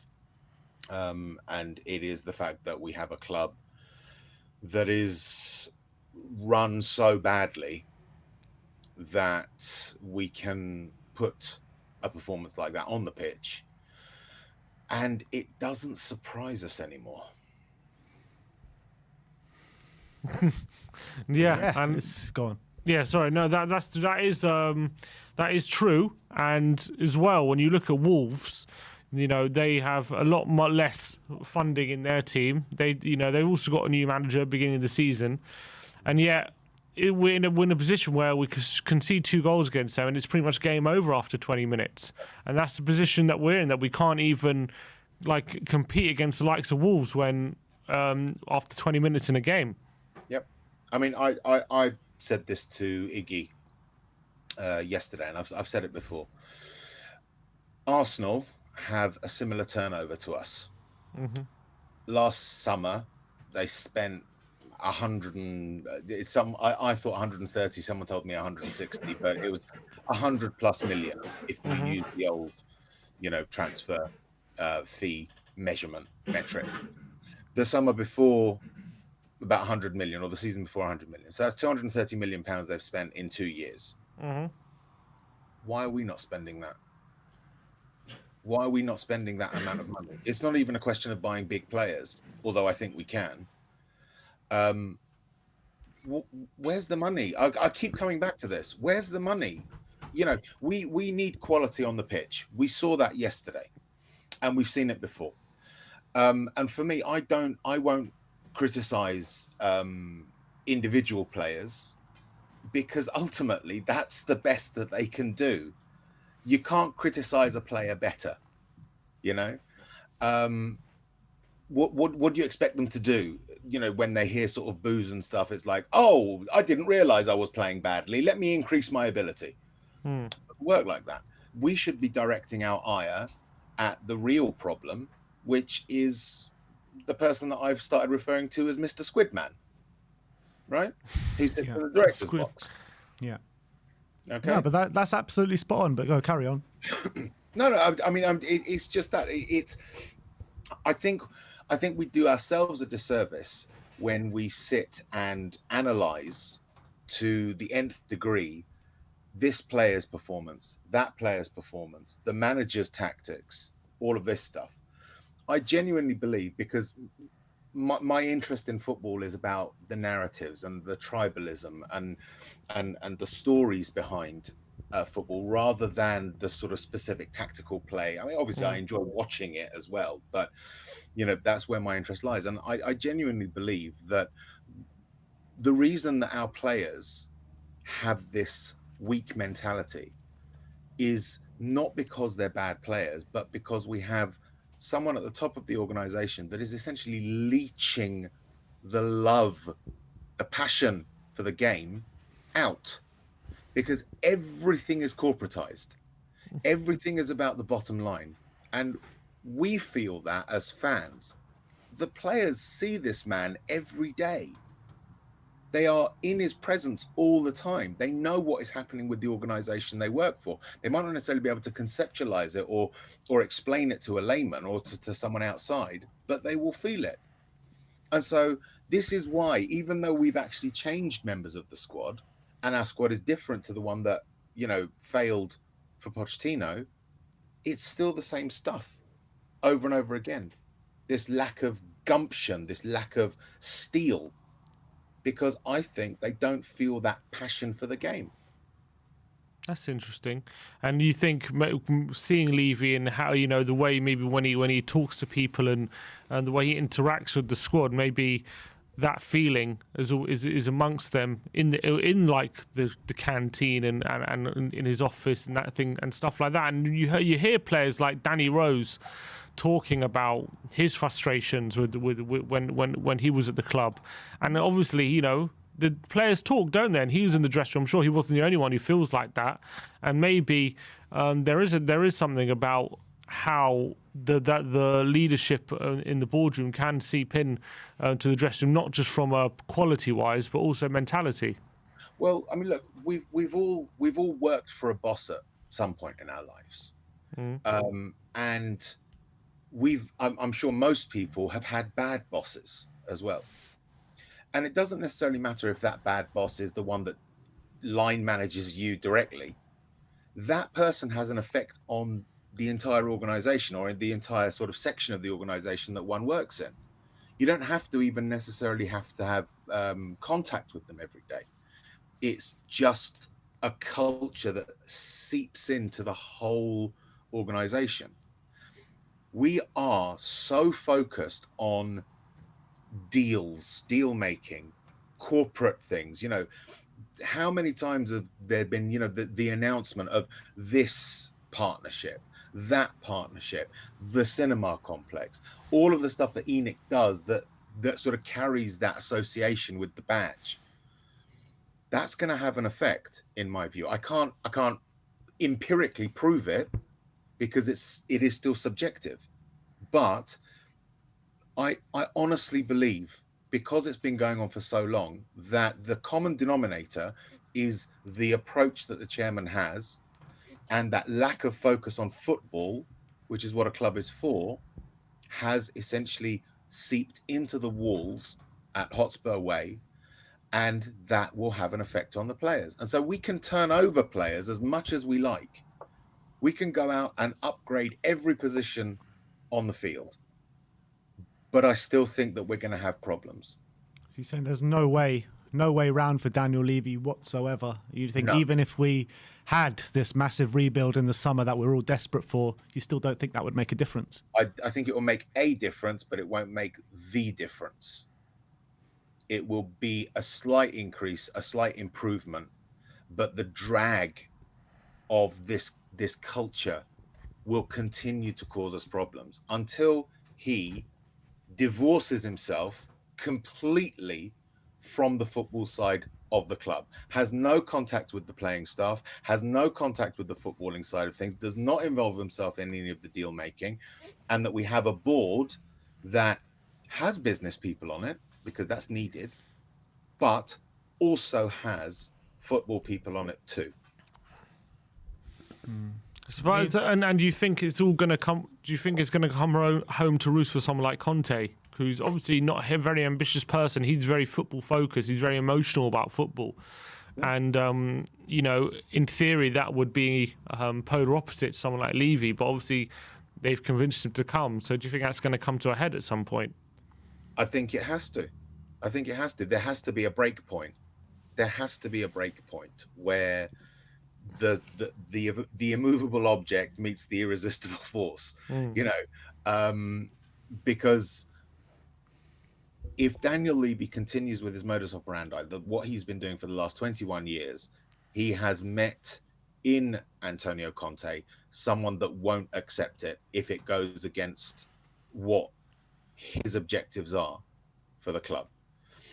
The minute that Daniel Levy reverts back to or continues in the way that he operates, and that is contrary to what Conte wants, that's it. It's game over. It might not happen immediately, but the sort of spark will have been lit for Conte to basically explode and say, I'm not going to let you sacrifice my reputation for your objectives. Wow. To be honest, Rez, I think you are definitely on the right lines there. I think, you know, it's hard to argue against anything that you're saying, to be honest. And I think this problem that we're seeing has been the problem consistently over the number of years that we've all been, you know, focusing on Tottenham. So, you know, you can't have all these managers come in and ultimately all fail. And you're all saying it's the manager's problem. So that's, you know, I think you're absolutely spot on there. And I got nothing really more to add on that situation. I mean, I would say to the fans, to all Spurs fans, guys, it's all well and good to critique a player's performance, but we always have to remember that football is a team game. We've been fed this diet fueled by the likes of Sky, where it's all about the individual. It's all about this player. I mean, how much of their time do they devote to analyzing, you know, the Salahs, the Kanes, the individual superstars, because that's marketing. But ultimately, football is a team game. You can have players that aren't necessarily the best, but can still work together. And so when we focus on the players, we're distracting ourselves from the fact that we have built a poor team.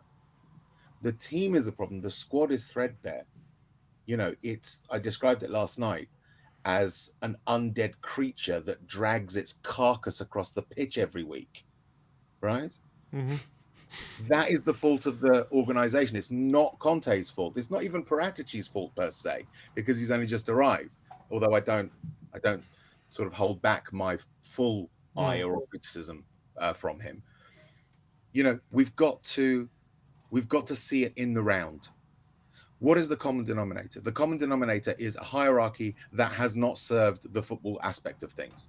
And anyone who makes excuses for that is fooling themselves. And I've seen it. I've seen people try and excuse the hierarchy. Don't. It's their fault.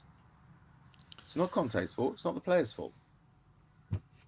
Excellent call, Rez. Look, Rez, I think you're absolutely spot on. Absolutely spot on, word for word, to be honest. We just had a comment here from the Americanka says, I love this guy. Does he have his own channel? Does anyone know where I can find him?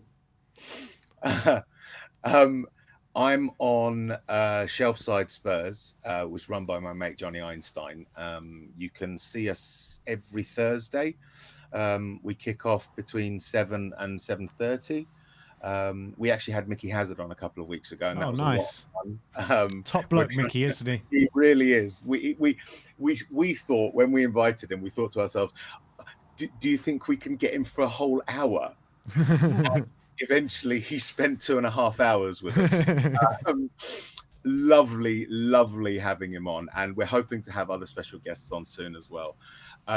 If you want to come and see something a bit anarchic, a little sort of eclectic, we do talk about Spurs, I promise, but we're a bit sort of wild and all over the place sometimes. But it will be great to have people come and visit us and see what we do and leave some comments and, you know, maybe even hit that like and subscribe button. And yeah, that's where you can find me. You can find me on Twitter as well. I'm Spur Massive Bat. So Spur Massive Bat, all one word. You can find me there as well. Just before you go, Rez, we've got a comment here from Bob Spur once again. So big up, Bob Spur. And he says, simple question. Why do you think people are still in denial? Why? I'm guessing he's talking about the hierarchy, but why do you think it is, Rez? If we're talking about the hierarchy, I don't think the hierarchy are in any kind of denial. I think they have. No, I think he's talking about fans thinking about the hierarchy. Yeah. Yeah, I think, well, we're all human. And one of the hardest things to do for a human being is to have their mind changed.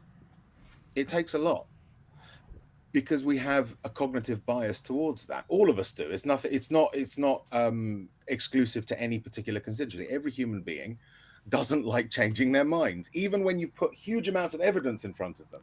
Mm-hmm. They will still try and stick with the things that they know. That's normal.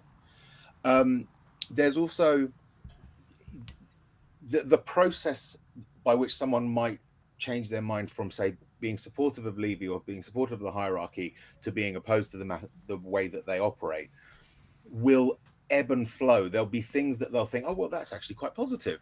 So maybe I'm not going to become fully opposed to them. And then something negative will happen, and they'll move over to the more opposition side, and it will come and go and come and go. And eventually it will come to a point with each individual person where they will think the negatives that I've seen outweigh the positives.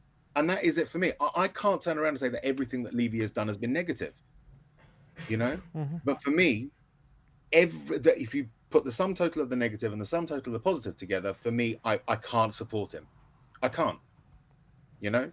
And it's why individual decisions shouldn't be considered in isolation. You have to put the whole thing together and look at it in the round, much like, you know, football is a team game. You have to look at everything rather than say, well, he built a nice stadium, so that's enough for me. It's like, yeah, he built or he appointed Conte and that's enough for me. But then you take it everything in the isolation. He appointed Conte because he fucked up so badly. You know what I mean? Exactly. Yeah, that's it precisely. You know, it's you one decision is not enough statistically, even, you know, logically to make a decision. But then you look at all the decisions that have made, stuff like wanting to join the ESL, sacking Mourinho 6 days before a cup final, appointing Mourinho, some would argue, not backing Pochettino, you know, sacking Yol halfway through a game. Yeah. You know, things like this for me are enough for me to be opposed to him, even in light of the positive things that he's done, like build a stadium, like build a training ground, whatever the motivations for that might be. Yeah, absolutely, Rez. Thanks for coming on today. It was Absolute great to see you yesterday, and it was great to see you on Friday night as well. So big up, Rez, and we'll speak to you soon. Come on the channel, all, man. I will. No problem at all. See you, Rez. Take care. Bye.